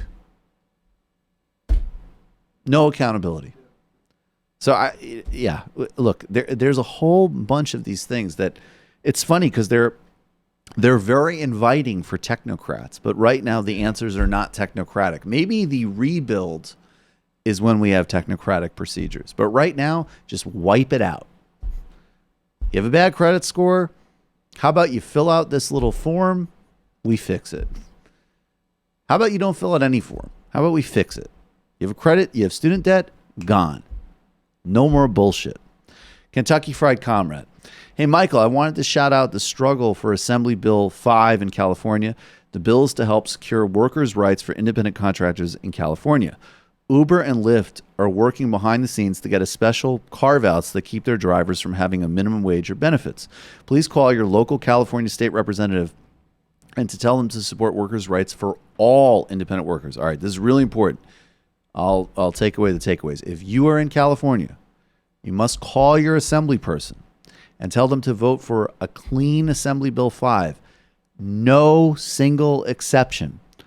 All independent contractors need to be get minimum wage and benefits. No exception for rideshare services. In fact, funnily enough, like the bill should be like written specifically to target Uber and Lyft. Exactly. Right? Like these companies are so pernicious and dangerous. All right. Thank you, Kentucky Fried Comrade. I go on I-24 from time to time. It's at times can be an awkward experience because of, well, not all of them. I mean, David Schuster isn't there anymore, but a lot of the anchors there have they have such an extreme far-right Israel bias that, I mean, I remember one time an opening package for a segment before I came on to do my hit, I had to say to the host, like, you're going to need to do less bias opening packages before I come on. Like, that's ridiculous. And so kudos to Emily Mayer of If Not Now, which is if I understand, I think it was believed is a Jewish pressure group that fights against the Israeli occupation. And here she was talking about young Jewish voters are tired of the position that says you support Israel as a sovereign nation state, literally doing whatever it wants, anytime, anywhere, any place, in a country that administers so many human rights abuses. I represent a base of American Jews and the base of the Democratic Party who are calling on Democratic leaders to reject AIPAC and actually take meaningful action towards ending Israel's military occupation that deprives Palestinians of civil, political, and human rights. You know, I think it's clear that this generation of young American Jews knows that violating the rights of humans and children is wrong, whether it's at the border or whether it's taking kids out of bed in the middle of the night in the West Bank. And we're calling on our political leaders to actually represent that view. We're tired of the blank check that the Democratic Party has given to the Israeli government to continue the status quo in Israel, to continue dispossessing Palestinians of their land and of their lives. And I think, you know, we're ready as American Jews to stop ceding the territory and the arena of the political moment to an establishment that doesn't represent us or our views. Okay. And so we're asking politicians to actually take responsibility for this issue and put forward bold new solutions to end what is this injustice. That's very well put. Of course, this is an issue with the presidential candidates where obviously, and he certainly doesn't have a perfect record on this, none of them do, although Bernie Sanders did, as part of his, in the 1980s and supporting Jesse Jackson, acknowledge Palestinian human rights at a time when there was not even that saying that the Palestinians and that the Israelis should negotiate with the PLO was actually a controversial position, even though it would become mainstream in the 90s and ultimately lead to the failed and discredited peace process. Bernie's infinitely far ahead in terms of just saying that, in fact, the United States should follow through on its actual policy of opposing the occupation, at least until Trump. And in terms of centering, he's spoken clearly on the humanity of Palestinians. He's objected to the atrocities, example of the Israeli murder of the Palestinian protesters at the Gaza protests, as an example. Kamala Harris, Christian Gillibrand, and Cory Booker are very much on the opposite extreme. They are absolutely situated within the discredited and really horrifying Democratic mainstream that she's talking about there. Joe Biden is a leader of that. Joe Biden, of course, as you would expect, has a terrible record with supporting these things. Pete Buttigieg defended, along with Elizabeth Warren, quite aggressively, various Israeli actions. Elizabeth Warren, again, I'll keep saying it, her reaction to, if you go back to 2014, Israel's shelling and pounding of Gaza, which killed hundreds of civilians in days. It shelled UN schools. There was horrifying photos of Palestinian children murdered on the beach in Gaza. She came out and did the same robotic AIPAC talking points that everybody does. And I will definitely say that Sanders' response, while not nearly as callous as hers at that time, was not great either. And the ground is shifting because of work of people like Mayer, like Emily Mayer. But this is an area where we're still well behind the curve, and there still is just a clear and distinct difference in political candidates if you have even the inkling of a caring about basically recognizing the Palestinians as human beings. Most of the candidates on the stage are still not doing that functionally.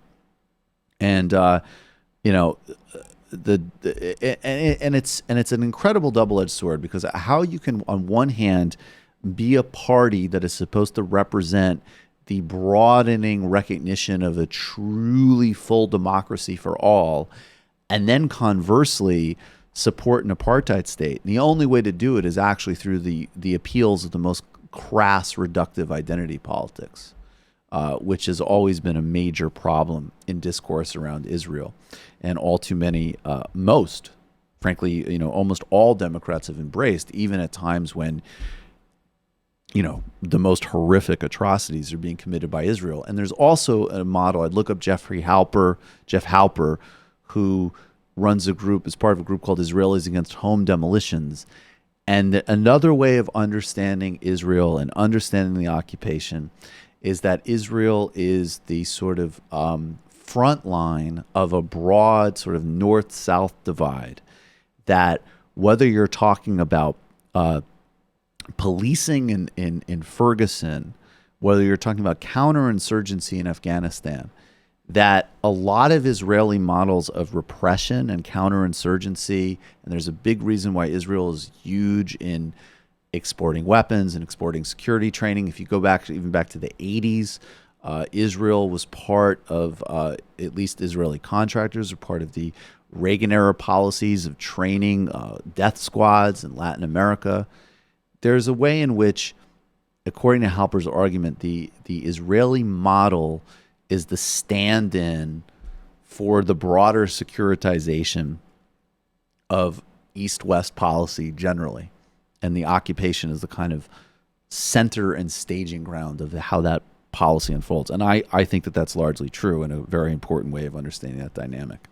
On another note related to this, AOC accurately called the obscene conditions at the border concentration camps.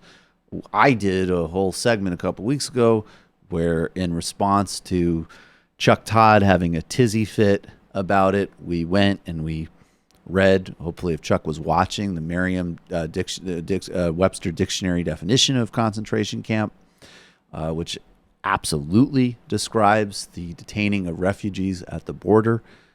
Even before we get to the atrocities that are being committed by ICE and immigration enforcement officers that Ayanna Pressley and Rashida Tlaib and AOC and really only a couple of others are bravely fighting against. But it certainly led people, including Chuck Todd, and, well, actually Meghan McCain didn't go in this direction because Meghan McCain obviously made it about her dad. But it was a really important reminder to take the, don't ever use any terminology that might ever cheapen the memory of the Holocaust, one of the most horrifying genocide and events in human history. Well, while I will defend the proper use of the word concentration camps to describe the Trump administration's concentration camps, I will say that I do think we should honor the legacy and not forget that history and not cheapen it in any way, shape, and form, which is why I have a little bit of a bone to pick with Israel's new incoming education minister, Rafi Peretz, who said in a July 1st meeting of the Israeli cabinet, and I'm quoting now from Axios, that the rate of intermarriage among U.S. Jews is, quote unquote, like a second Holocaust. I need like a sonic boom sound effect for that. How hot that take is. Quite similar to... there was a time when 6 million people were literally gassed to death by the German government. And so that was one thing. And now another is Sheila Bromowitz. My niece, she's married an Italian guy. So this is, she married, which is like the Holocaust.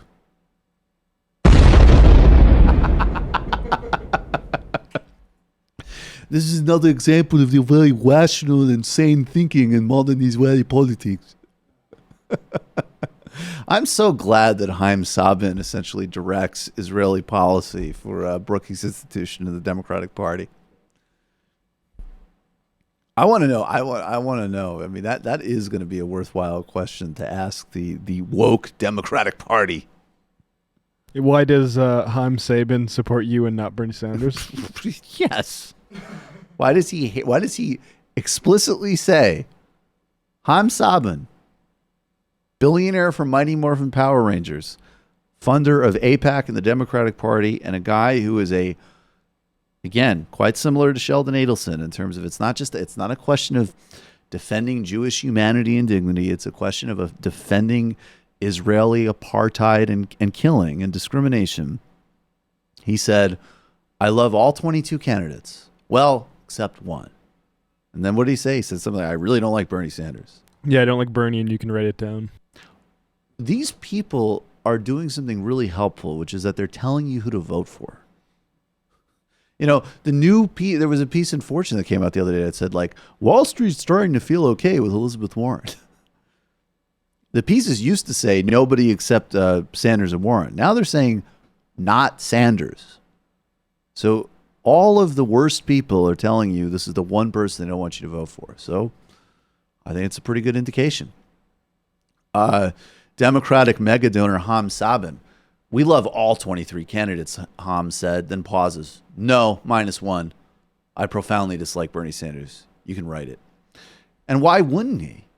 He's a billionaire influence peddling plutocrat whose prime foreign policy goals are the dehumanization and nationalism. I mean, I would hate Bernie Sanders too. Bernie Sanders is a voice for justice, equity, and against bigotry of all kinds. I mean, yeah, sure. I'm principally against the carceral state, but if you had to gulag any sort of subset of individuals, the ones termed mega donors, I think would be a good place to start. Oh, yeah. And we can even have different conditions. I'd put Tom Steyer in a more Swedish type Give him a place. PlayStation, yeah. Yeah. Tom Steyer can play Fortnite. Tom, less nice conditions. Maybe he could go to some like IDF thing. Get a little bit of a broader sense of reality. Okay, let's and speaking actually, you know what, let's continue on this theme. So Tucker Carlson. I'll do the usual preamble here. I think Tucker Carlson is somebody that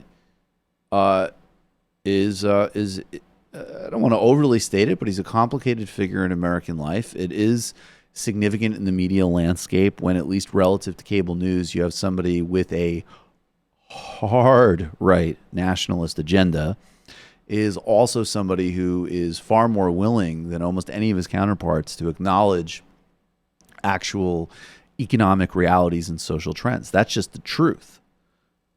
I have no problem with Mark Blythe going on there and describing Keynesian economics and inequality. I have no problem with that. I prefer Walter Bregman pushing back against Tucker Carlson's obvious, immense hypocrisy. And I think it is important to remind ourselves that this is the real engine of all this stuff. Donald Trump campaigned as a fake economic populist and on bigotry and xenophobia. He's governed as a Republican plutocrat and has gone 100% on white ethno-state politics. And that's still the bread and butter of Tucker Carlson, which is why a Swanson Air trust fund baby who spent his life being a caricature of himself on cable news has an obsessive vendetta with not only a good congresswoman, somebody, in fact, that if America had any intelligence, we would use to nation brand as an example of what a great society we could be. That somebody could literally be a refugee from Somalia and then could emerge as one of the most courageous and important emerging members of our Congress. And I do this after the Sabin story because, of course, don't forget that, again, with, of course, always the exception of Bernie Sanders and, you know, a couple of other progressives in the cohort, Nancy Pelosi has not had Ilhan Omar's back. Chuck Schumer and Steny Hoyer have had the opposite of her back. And I have no doubt that the Ham Sabins of the world would love to get rid of her because she's willing to speak honestly and with moral consistency about the Middle East, whether Israel or Saudi Arabia. So this pathetic racism of Tucker Carlson is aided and abetted by the Democratic Party elites that will not be 100% in Ilhan Omar's corner. Omar isn't disappointed in America. She's enraged by it. Virtually every public statement she makes accuses Americans of bigotry and racism. This is an immoral country, she says. She has undisguised contempt for the United States and for its people. That should worry you, and not just because Omar is now a sitting member of Congress. Ilhan Omar is living proof that the way we practice immigration has become dangerous to this country. A system designed to strengthen America is instead undermining it. Some of the very people we try hardest to help have come to hate us passionately. Maybe that's our fault for asking too little of our immigrants. We aren't self-confident enough to make them assimilate so they never feel fully American. Or maybe the problem is deeper than that. Maybe we're importing people from places whose values are simply antithetical to ours. Who knows what the problem is? But there is a problem. And whatever the cause, this cannot continue. It's not sustainable. No country can import large numbers of people who hate it and expect to survive. The Romans were the last to try that with predictable results. So be grateful for Ilhan Omar, annoying as she is. She's a living fire alarm, a warning to the rest of us that we better change our immigration system immediately, or else. We want to... Or else have good members of Congress. See, what's incredible there is what's conflated. And of course, the last part is pretty historically illiterate about Rome, but I'll set that aside. The last point is the real point, which is a ethnic, racial, and identity appeal about blocking immigration from certain countries. That's the actual point. The other points are, in fact, he's wrong about. You know, I would say, and this is where some people don't like me acknowledging that I think there are some incredible strengths of American synthesis and indeed the melting pot, because that footage of a observant Muslim woman elected to Congress, a refugee, a leader in this country, dancing to Shakira at a pride parade, you know what? I'm actually quite willing to acknowledge that you would not see that in a theocracy of any sort. You wouldn't see it in an ethno-state. At our best, you get to see it here. So what he's talking about in terms of the quote-unquote assimilation is already here and already being enacted by Ilhan Omar and those who support her. That's it.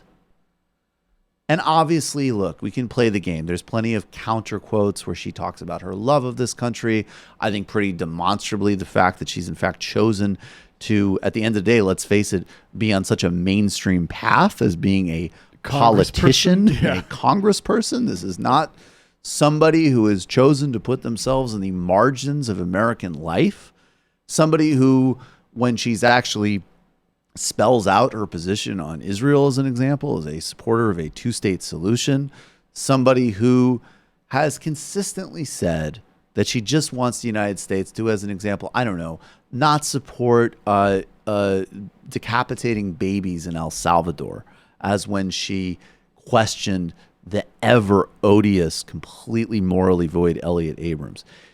She, again, as always, is a voice not of our conscience and what we actually need to do in a way that not only is beneficial and necessary, it's actually pretty unprecedented in modern politics.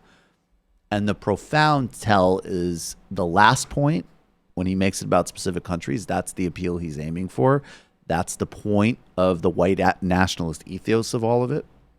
But then the other point, when he talks about things like assimilation, wrong.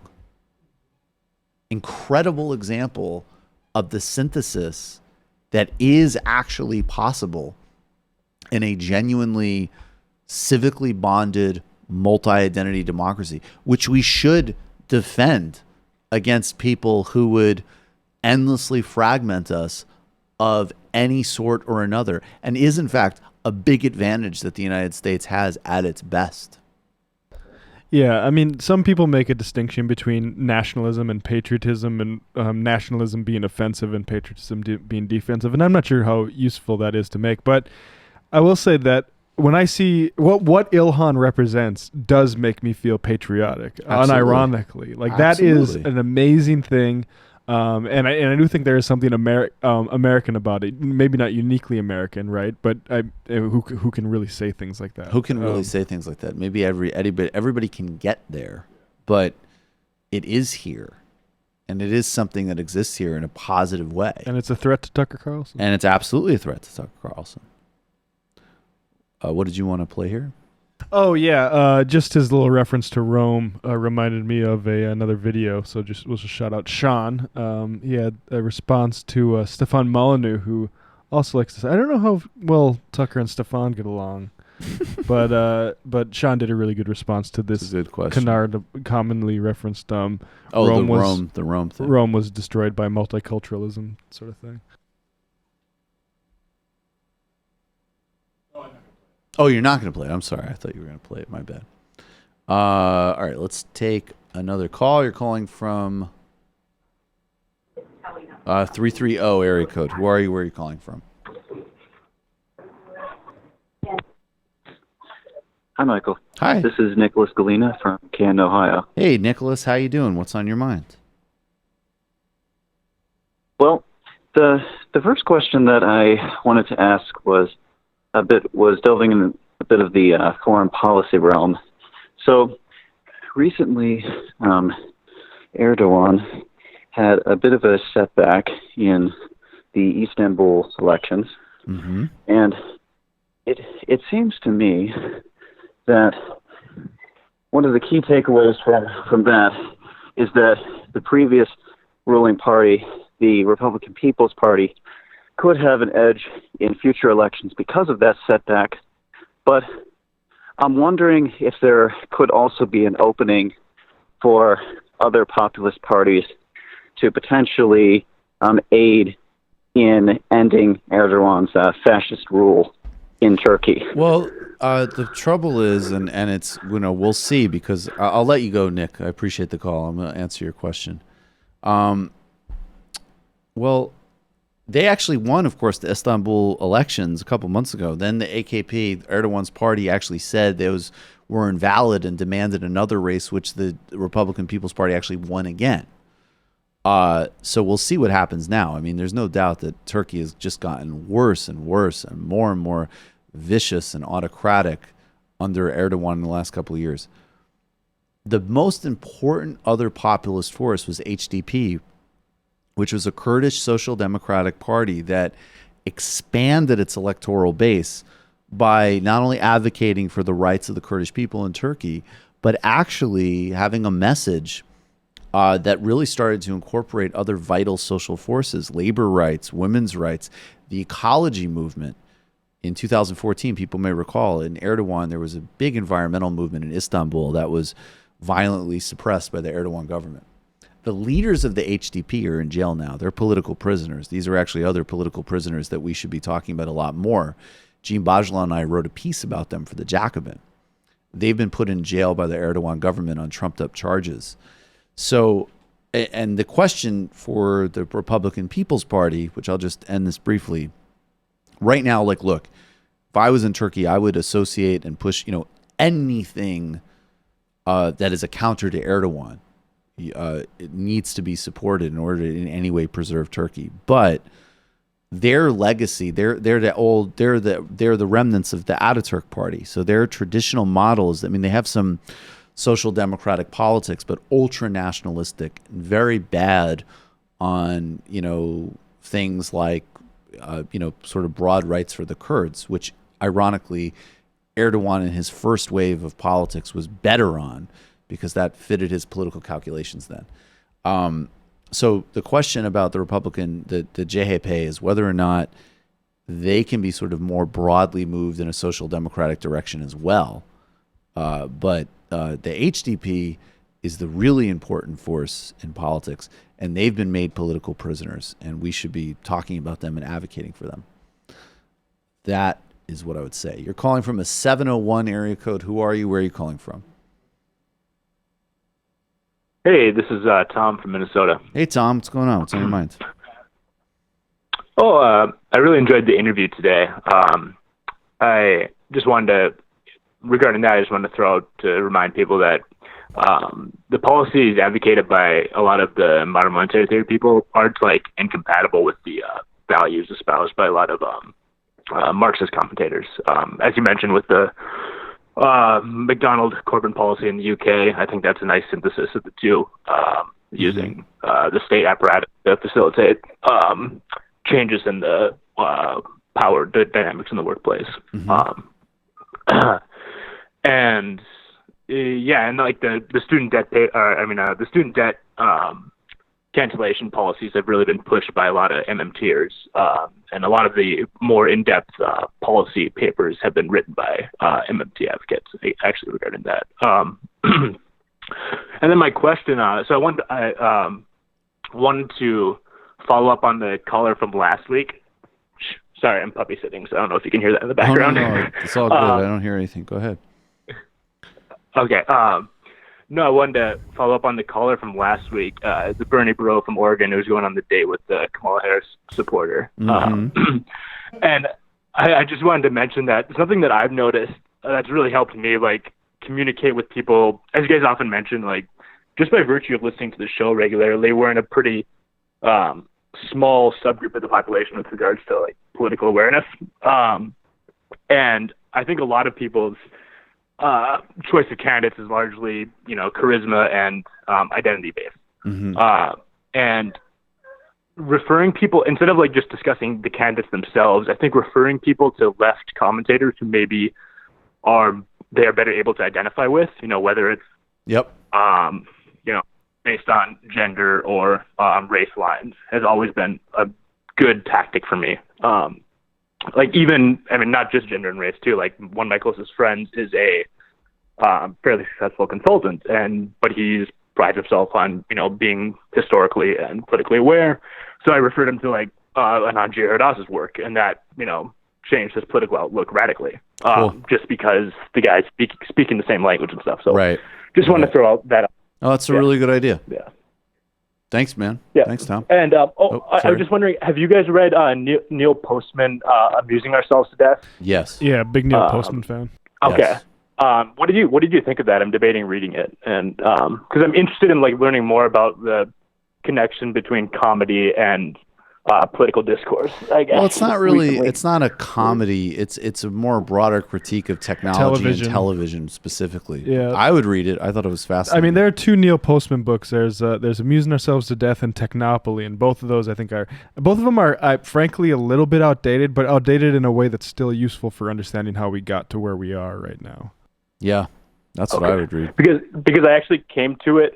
So a guy named Steve Almond wrote an article in the Los Angeles Times in February, titled something like "Colbert and SNL are making Trump stronger," and he referenced Postman in that article.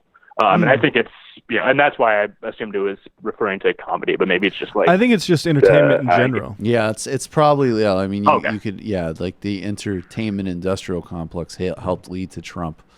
Thanks for the call. Yeah, thanks, man. Minnesota callers.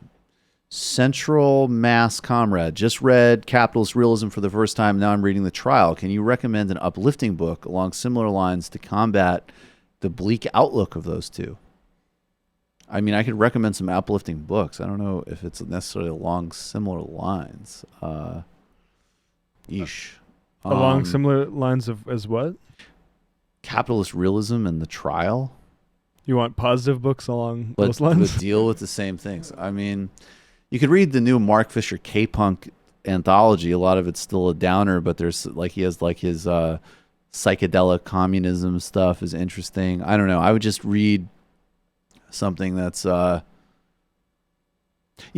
think a book that is I would say is optimistic. It might be a little dated, but it's optimistic and it deals with some of these kind of broader theoretical themes. It's a trilogy from Hart and Negri, and honestly, I haven't read them in years, but it's Empire, which came out in 2002, which is fascinating. In some ways dated, but it is really interesting. It's very dense, and some of it's a little, I think, I'm not totally sure how well it holds up in some ways, but Empire, Multitude, and Commonwealth, and check out Multitude. I'm not sure. Again, it's worth reading. I think there's some inspiring stuff in that that's theoretical. Or just watch Claws with Niecy Nash. Okay, I buy it. Read Logic for the Left. Give them an argument. Logic for the Left by Ben Burgess. It's a fun book. It'll make you feel better, and you'll learn a lot. Parameter, any thoughts on the incoming AOC lawsuit about her blocking people on Twitter? I don't know where I stand on this, being someone who isn't a prolific social media user. Oh, I guess Trump... Joey Salads, the pea drinker himself, Ew. who's running for Congress somewhere around here as a Republican, is suing AOC for blocking him. I don't really have... I mean, I'm a kind of a little crypto free speech guy. I don't really care if politicians block people from their Twitter accounts because you can just log out and look at their Twitter feed. But I do know that if she is sued for it, Donald Trump has blocked people, and so is Steve King. So everyone's going down if she does. Right.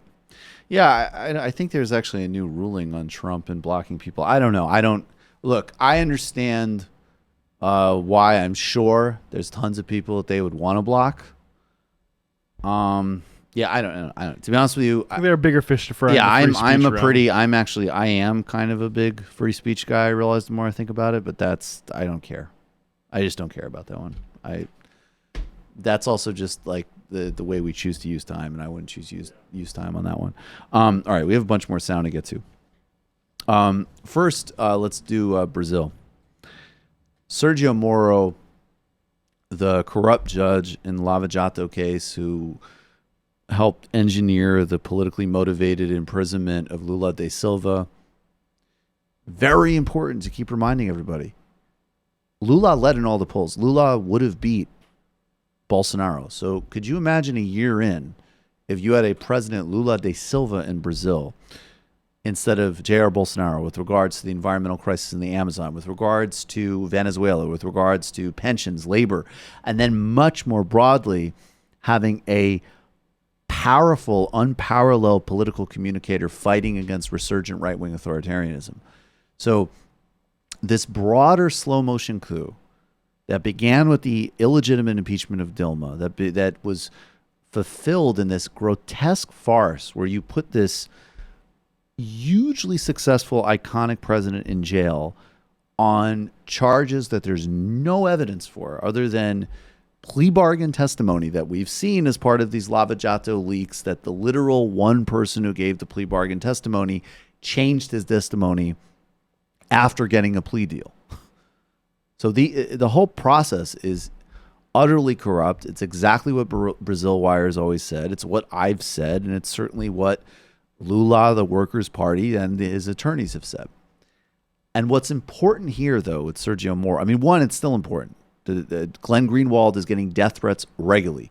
Sergio Moro is in charge of the equivalent of the Brazilian FBI, and they are targeting Glenn Greenwald and The Intercept right now.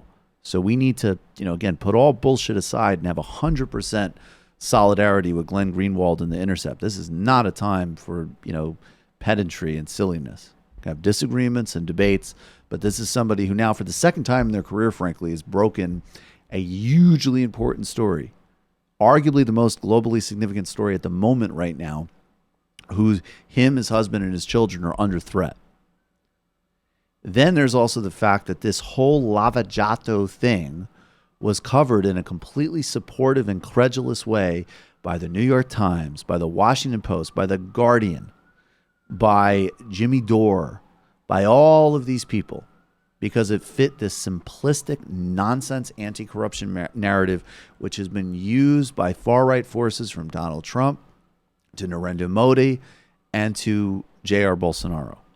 So Sergio Moro has taken a temporary leave, and he's actually coming back to the United States for the second time this month, which I find very strange. And I would definitely say that if you look at the broader Brazilian story, that even though the Workers' Party government under Lula and Dilma, even though they did so much and primarily focused their aims on goals that they achieved, like Lula's goal of eliminating hunger, but in many ways they followed a moderate course. I think there's no doubt that the fact that they had publicly run state oil company, which they used to reinvest in social programs, and they wouldn't allow to be privatized, is a major reason that even as conciliatory as they were, they still got on the bad side of the United States' reassertion of its corporate interest in Latin America. And that's the broader reversal of the pink tide that we see across the region. But this myth of Sergio Moro was an essential part of the U.S. policy against the Workers' Party, the reassertion of oligarchy in Brazil, the descent of Brazil into outright neo-fascism under Bolsonaro, and all of the media that slimed and smeared Lula and the Workers' Party and discounted all of the underprivileged people of Brazil because they wanted to get back into a sort of unmitigated corporate agenda there. The false reputation of Lava Jato was a key part of it. And at this incredibly powerful hearing that happened several days ago, Glaber Braga, who is a member of the PASAL, the People's Socialism and Liberty Party, he explained to Sergio Moro exactly who he was, and this almost led, I think, actually to a fist fight. But this is powerful from Brazil. Da história, o senhor não pode se esconder. E o senhor vai estar, sim, nos livros de história. Vai estar nos livros de história como um juiz que se corrompeu, como um juiz ladrão. É isso que vai estar nos livros de história.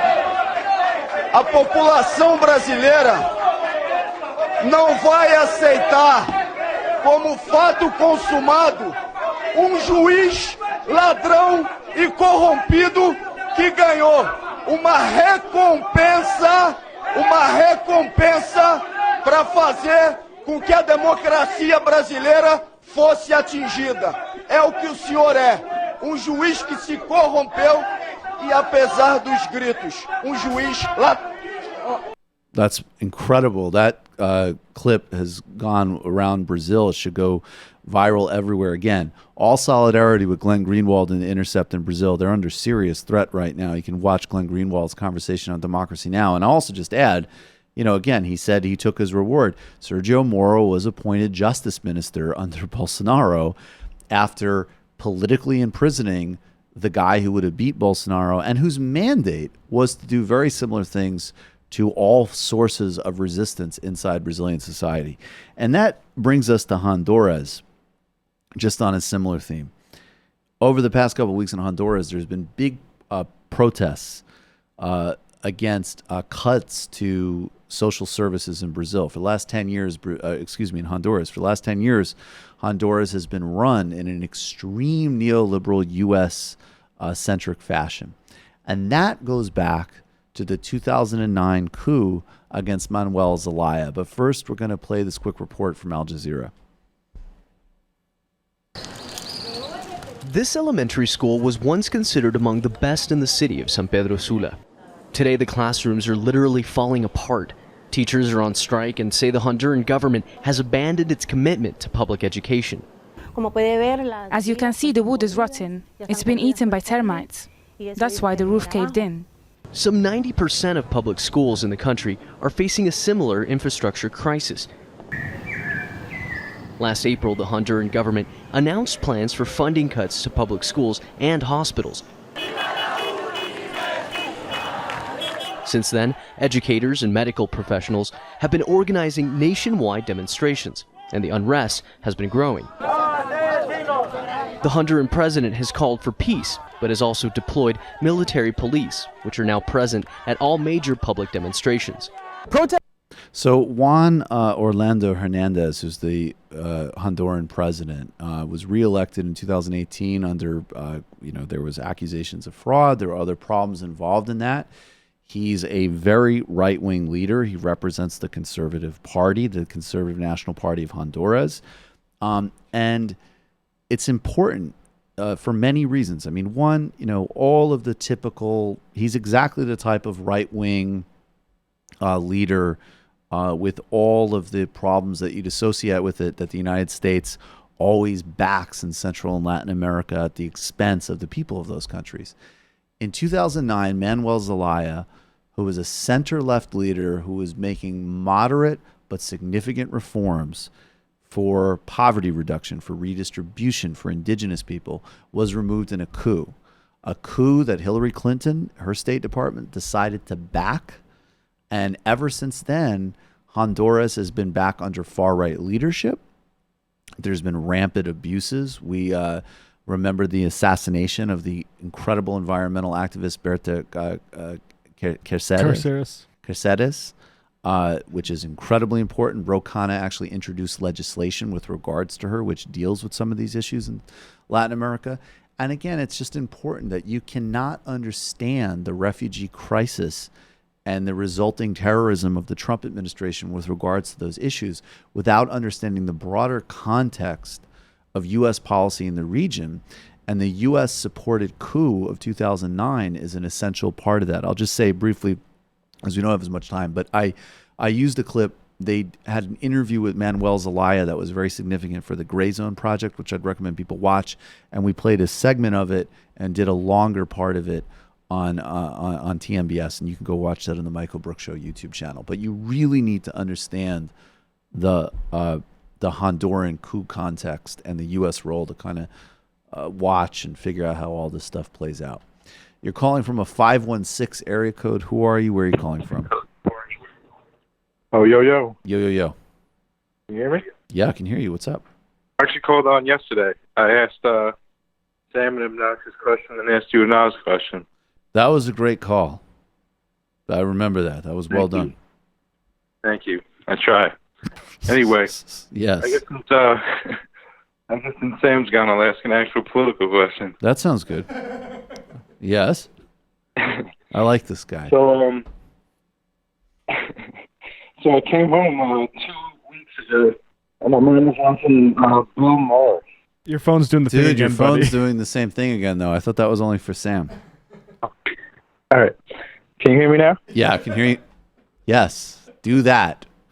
Whatever it is you're doing, do that. All right. For some reason, speakerphone is better, but whatever. Okay. Anyway, so I came home 2 weeks ago, and my mom was watching Bill Maher. Okay. But it's the first time I've seen her watch this show. And so she hits me with immediately that she doesn't think Bernie could win the general election, and that Democrats need to be like racist and like sexist to win. Okay. I don't know how she came to like the logical conclusion of the show. Like yeah, from one I wonder how watching Bill Maher, like an aging, somewhat funny 10 years ago pothead, and like a roster of like David Frum, David Frum and Andrew Sullivan could have ever come to that conclusion. How is this guy still on TV though? That's a good question. I mean, it's just because I'm not. Forget politics. Competition hasn't kicked in yet. I mean, forget politics. You know, I think part of the reason is because, you don't have. I mean, because part of it is like John Oliver isn't funny, and he doesn't represent his politics are better, but they're not radically different politics. I don't know. I think Bill Maher. You know what? There's a segment of baby boomers that Bill Maher still speaks to in a very specific way. It's like, you know what it is? It's like, I think there's a demographic that basically have the politics of just it's just pure MSNBC politics, but they're also not as uptight and woke yet. So they kind of you think they're Gen X? Yeah, Gen X baby boom. Kind of like that sort of on one hand, oh my God, Russia, okay. But whoa, why can't people calm down? That Obama Dolomite joke was hilarious. Fuck you. Like that type of segment. Yeah. They have a lot of spending power. But, you can always just tell your mom that nobody polls better against Trump in the Midwest than Sanders. And you need to win Wisconsin, Michigan, Pennsylvania to become president. And in fact, Biden right now is second to Sanders in that poll lineup. So, I mean, that's all you really need to say. I feel like we need to actually make that argument more. Yeah, I think you're right. He's absolutely, Bernie Sanders is definitely, from a electoral map point of view, is absolutely the best candidate to defeat Donald Trump. Period. Not debatable. Absolutely. Thanks for the call, man. Thank you very much. Appreciate it. That was a good call. What did he ask? That like Sam was whining on Destiny's show. It is very funny, that bit of, to speak very clearly for all of the non-essential communication in a phone call, and then immediately when you go into the point, you go, Squirrel MF Buckley is the Sudanese activist going on TMBS next week. Ahmed Kabolo. Yeah, Kabolo. Yes, it is. Yes, indeed. JB. Experian already has a way for folks to opt into having utility bills to be included in the credit score. However, you're just letting them know everything about you. Yeah, right. Sounds right to me. It's just financial surveillance. Exactly. A Square. Mike, some jerks downtown waving a huge Trump re-election gag, flags downtown at a parade, but also equal pay signs being held by young girls and boys. Rapinoe and the soccer team are changing politics with strategy and tactics. Pelosi and Schumer should take notes. Rapinoe, and I don't know why I'm mispronouncing her name. She has done significantly more to push back against Donald Trump than anything Chuck Schumer and Nancy Pelosi have done in the whole time that they've taken back Congress. Take another call. You're calling from a 417 area code. Who are you? Where are you calling from? Hey, this is Derek from Springfield, Missouri. Hey, Derek, what's going on? Well, I was the guy who said that, Gene Bajlan was my professor or whatever. Oh, cool. Awesome. And he convinced me to watch your show and Sam Cedar show, and I really enjoyed it. Oh, awesome. How's it going? What's on your mind? Well, funnily enough, you know how there have been, several calls lately of, people who used to be, on the right, but then, you helped win them over or whatever? Yep. I'm not one of those stories, but I can tell you that you guys weaned me off of Jimmy Dore. How do we do? What did we make you? You're a fucking sellout. How did that happen? Well, I originally liked Jimmy Dore just because he had, all the passion, so to speak, on the left. And sure. I felt like that at first he was kind of right about the whole silver lining thing. I don't know, maybe I was just depressed after November or something, but right. That kind of spoke to me for a while. Right. But then, he'd been covering Syria for a while. And the video that finally convinced me to unsubscribe from him was when he was responding to Noam Chomsky saying that we should protect Rojava and stuff. Right. And I like Rojava a lot, so I thought that was a good idea. And Jimmy Dore's what Kurdish Free State in the Middle East? Steph, do you know about this Kurdish Free State in the Middle East? No, never heard of it, Jimmy. And I'm thinking, okay, these are the guys who have been covering Syria, so to speak, for the past 2 years, and they just now heard of Rojava. I never saw that on fucking Twitter. I mean, I just want to say really briefly, because I'm mostly I made a point of talking a little bit about the Lava Jato stuff with Jimmy because it's in some way, I mean, first of all, because I just think anybody who, even indirectly fed to what's happening in Brazil should at the very least be trying to clean up their mistakes.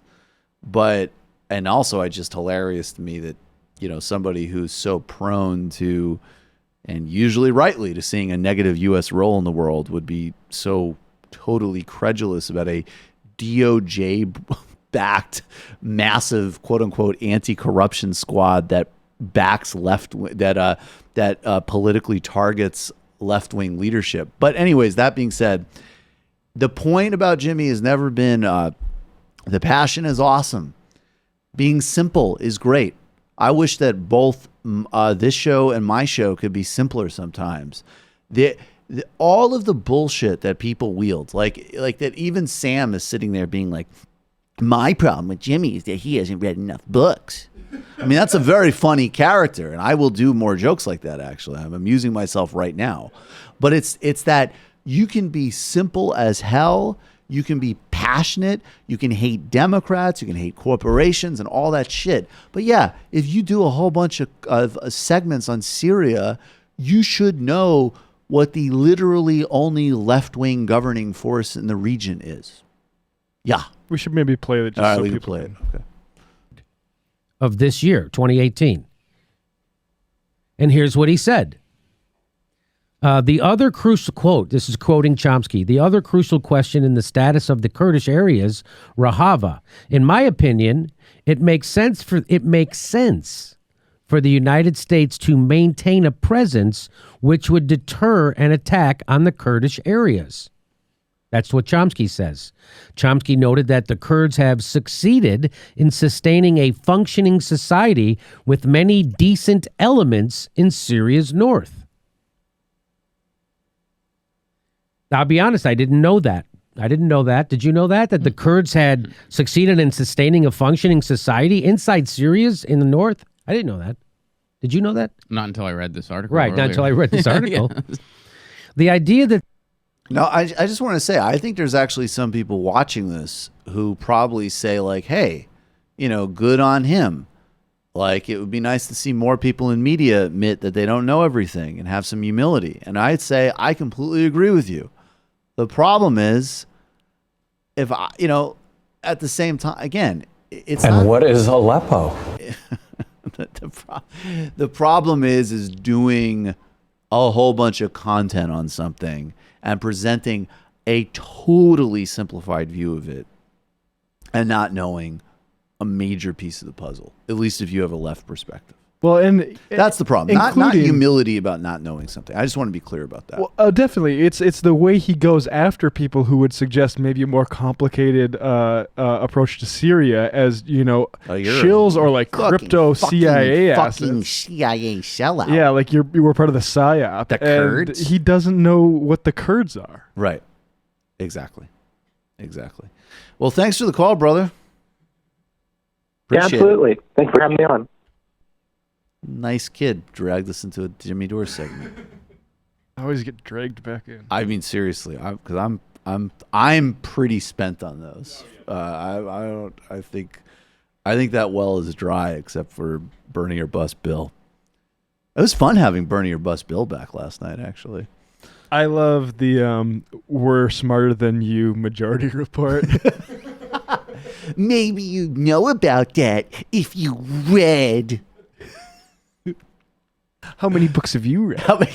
First of all, the first question I'd like to stipulate is, how many books have you read?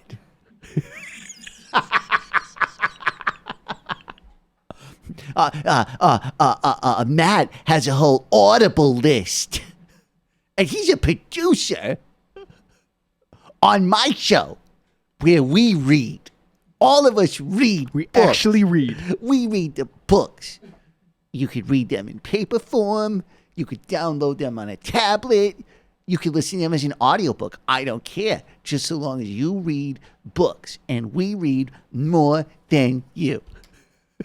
If you haven't bought an academic press book in the last 2 months, that would be funny if Please that was actually the step debate. back. Remember, like that whole argument about 2016, and instead of Sam doing, he's like, the Supreme Court. Instead, he was just like, Jimmy, have you heard of Yale University Press? I rest my case. Chris Hayes is my friend, and he knows about Princeton, the Princeton University Press. I bet you've never even heard of Rutledge, which isn't technically an academic publisher, but they publish many volumes that are reviewed respectfully in the academic press. all right. Let's do a little bit of Epstein before we go. So, I mean, look, the big takeaways about Jeffrey Epstein are it's a stand-in for the total rot of our society. The main thing, obviously, is that Donald Trump's labor secretary, Acosta, gave him a horrifying sweetheart deal when he was a prosecutor in Florida. Basically let him off with less than a slap in the wrist for pedophilia and human trafficking. And we know that Donald Trump, in a profile written during when there was, it was a very popular thing to write these Gatsby-esque profiles. That was always the hackneyed term they would use. Who's this Gatsby-esque figure? Donald Trump said something to the effect of, he loves women almost as much as me, many on the young side, to paraphrase. Well, here is Donald Trump. And again, look, There are so many things, endless things floating around Donald Trump, most of which I completely believe. We'll see, we'll see what this yields. But this is a good methodology, a good again, this is how he lies, this is how he turns, and this is how he connects with his cult. Terrific guy. Well, I knew him like everybody in Palm Beach knew him. I mean, people in Palm Beach knew him. He was a fixture in Palm Beach. I had a falling out with him a long time ago. I don't think I've spoken to him for 15 years. Somebody should ask what the following. That is quite a good question. What was your falling out with the human trafficker that you both shared a love with women on the younger side about Donald Trump? Years. I wasn't a fan. I was not, a long time ago. I'd say maybe 15 years. I was not a fan of his. That I can tell you. I was not a fan of his. So I feel very badly, actually, for Secretary Acosta, because I've known him as being somebody that works so hard and has done such a good job. I feel very badly about that whole situation. But we're going to be looking at that and looking at it very closely. We're also going to be signing a big contract in a little while, so we're going to see you in a little while in a different room in a different part of the White House. So actually, I think he is actually a little bit uncomfortable about this. Okay, here's what we know. We know that Epstein got a sweetheart deal for these charges. We know that he accumulated a huge social network in academia and science and politics. We know that everybody from Bill Clinton to Steve Pinker to Chris Tucker on the flight logs of the plane, and we know that there's specific allegations against a member of the British royal family, and I believe also against Alan Dershowitz. Allegations. That's what we know.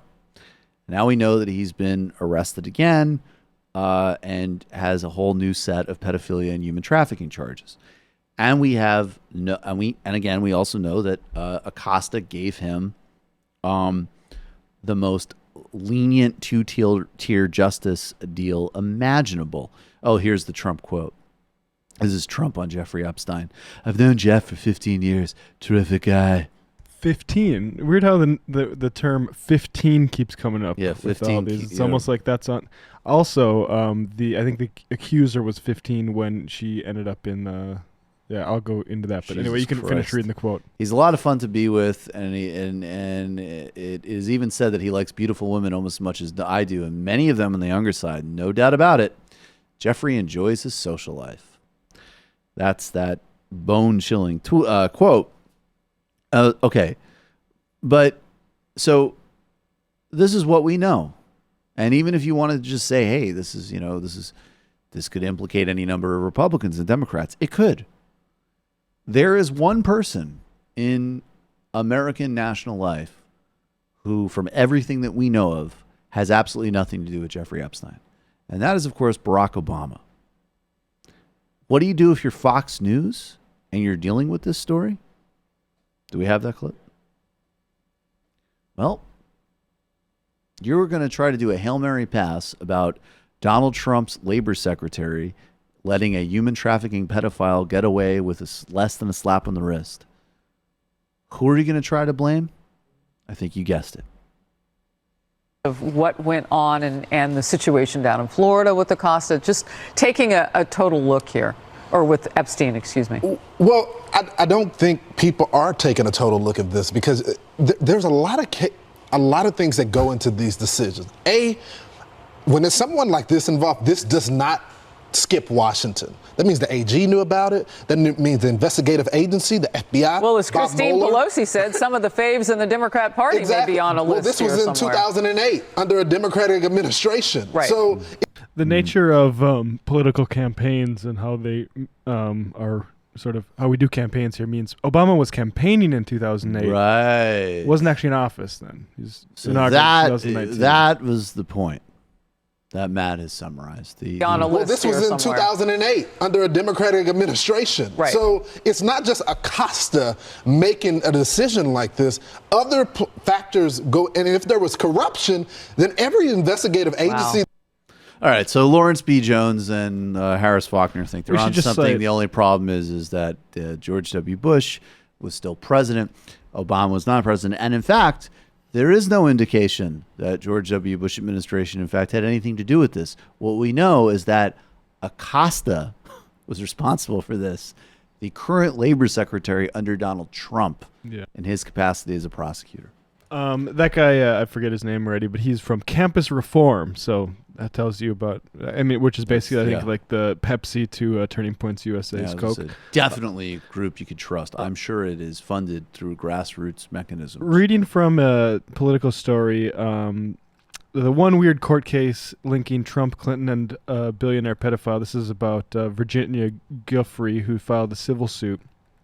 It says, Giuffre, formerly Roberts, claimed she was 15 and working as a towel girl at Trump's posh Palm Beach club when she was recruited nearly 2 decades ago into sexual slavery by socialite Ghislaine Maxwell, then Epstein's girlfriend. Right. It's weird that 15 keeps coming out of his mouth. That is actually extremely bizarre. Sam mentioned yesterday, there was somebody who came forward. It didn't go forward. We don't know why. Let's do the Vic Berger thing. No, oh, we don't have it? Okay.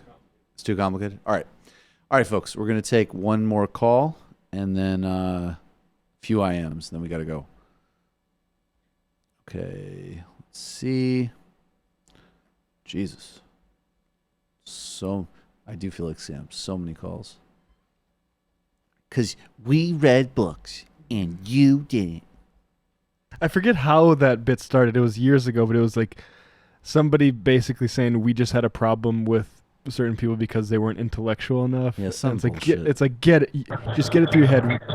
We're the smart ones. You're the dumb ones. Yeah, you have to understand. If you follow those rules, we'll leave you alone. We can be friends. It's just so long as you know that we're the #1 smart show.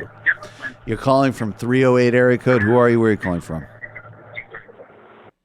Hey, this is Kowalski from Nebraska. Hey, Kowalski, what's going on? What's on your minds?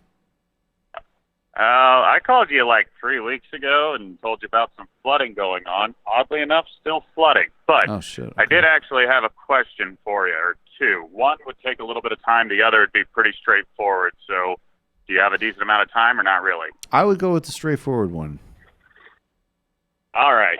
So I am a Republican. However, I would consider myself to be fairly on the moderate side. But for a place like Nebraska, we are a red state, no question about it. Yep. So my question for you is that wouldn't it be advantageous for Democrats in red states or Republicans in blue states to just break down the party barrier, go for the other team, and then do their best to affect primaries?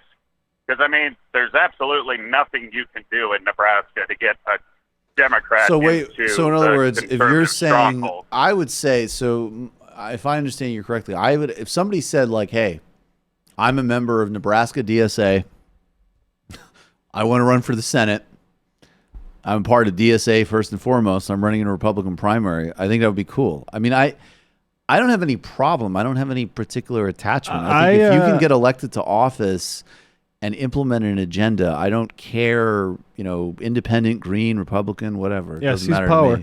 I'm a big proponent of this. I'm from North Dakota. North Dakota has a history with the nonpartisan league that literally was formed because it had open primaries for both parties, and it's just we're going to run in both of them. We'll run in the Republican, we're running the Democrat, and I think that is, especially in places like Nebraska and Nebraska's like North Dakota, where you saying you're a Democrat doesn't help you with anybody. Would it make any difference, though? You think?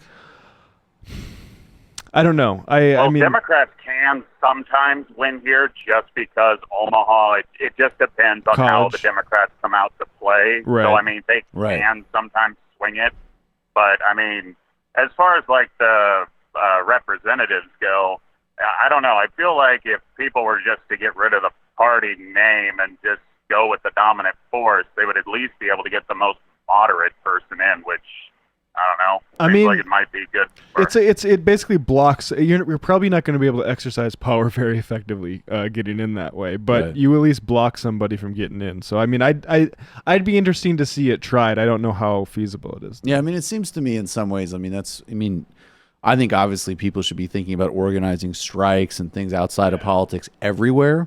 But that's one of the interesting things about red states is like these incredible movements for strikes, which are really, that's clearly one of the most important things you could do, happening in a place like West Virginia that's been dominated by Republicans. I don't know. I don't know the answer. I mean, I think you'd have to tell me more whether or not, if somebody came along and said, I'm running as a Republican or I'm running as an independent and I support, Medicare for all and I'm running on a good, solid platform. Well, one thing I've kind of noticed, and I kind of am into politics, I probably will be on the ballot for the House this next coming primary run. But who are you going to vote for president?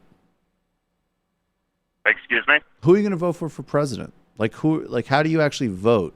As of right now, I would probably be in the Warren camp. I think she's probably the best move for agriculture.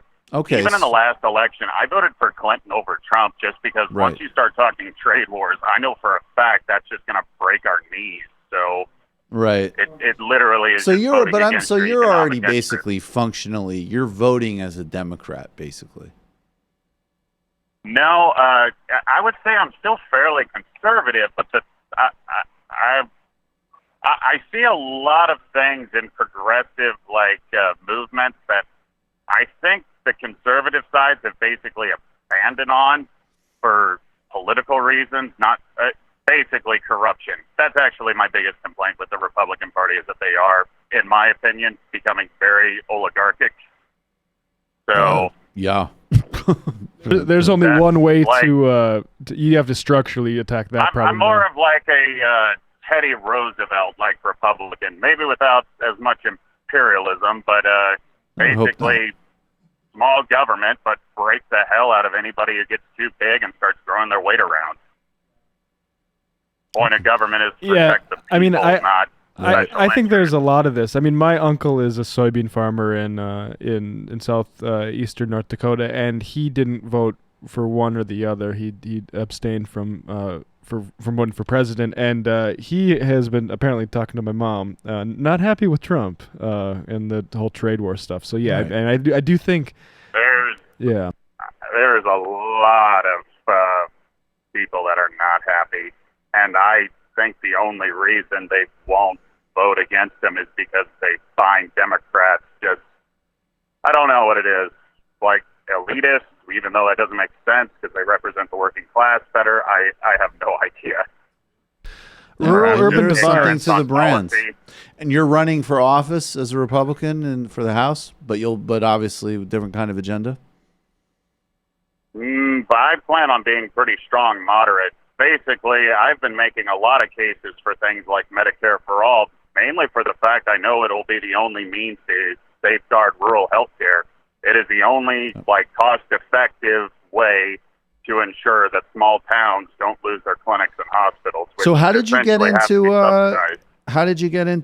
this show? And do you watch? Do you listen to my show or Matt's show or Young Turks? I'm a farmer, so what was that?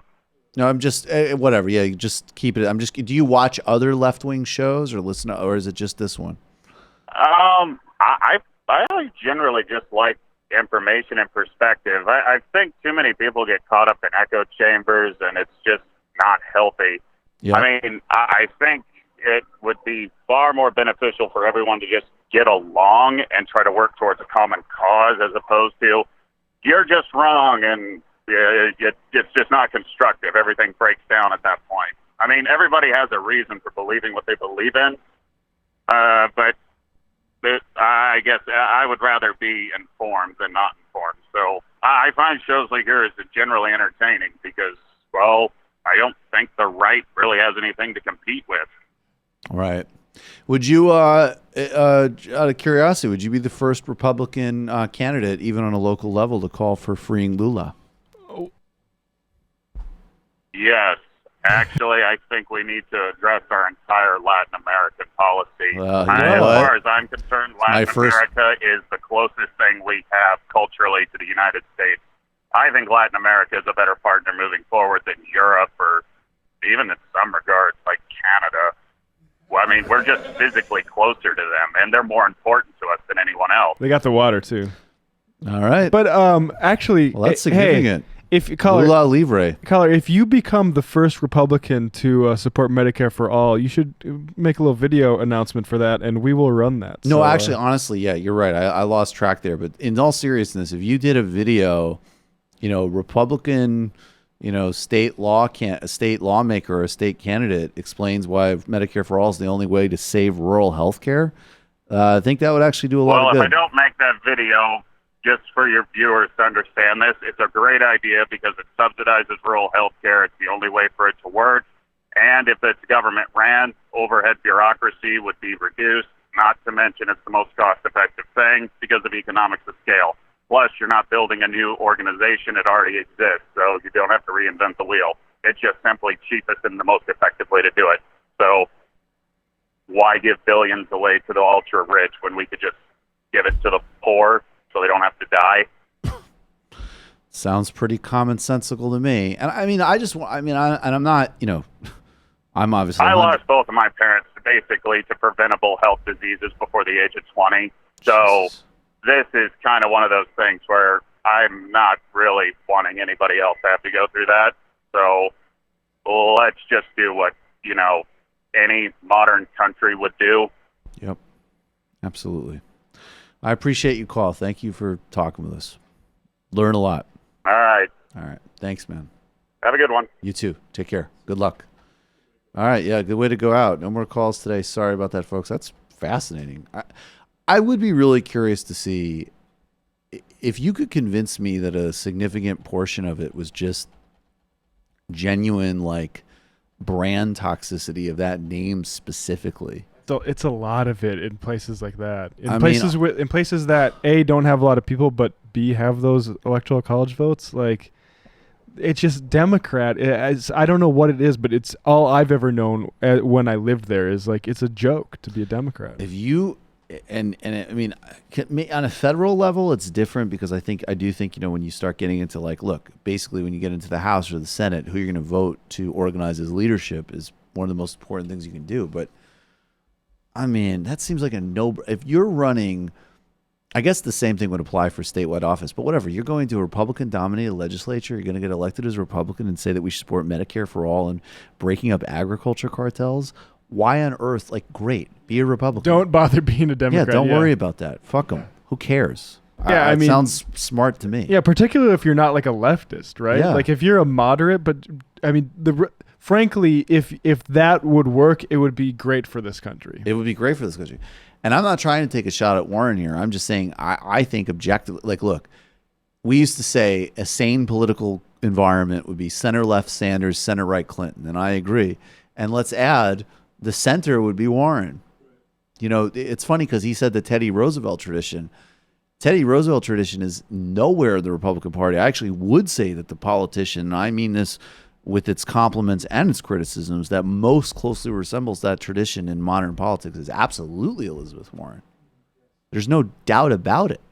And that's somebody who tracks as a liberal Democrat in today's world. I don't think that would, in a healthy political culture, that would not necessarily be the case. That could be a centrist. Poddamn American gave my parents a copy of Understanding Marx by Professor Richard Wolff. Really good basic overview of his ideas and explorations of alienation. I highly recommend it. It's a great book. It is a great book. And subscribe to all of Richard Wolff's channels. Final IM of the day.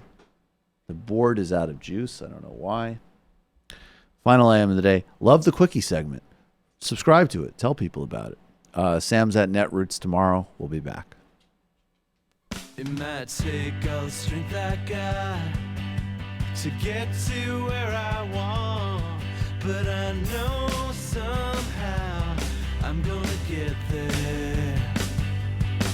I wasn't looking when I just got caught between the truth and the light bulb, but finding out won't make me feel any better.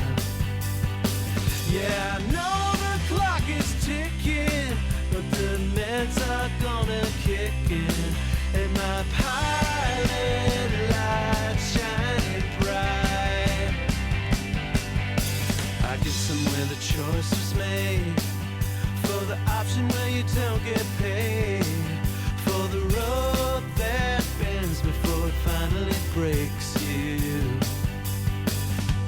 I guess somehow I lost my drive.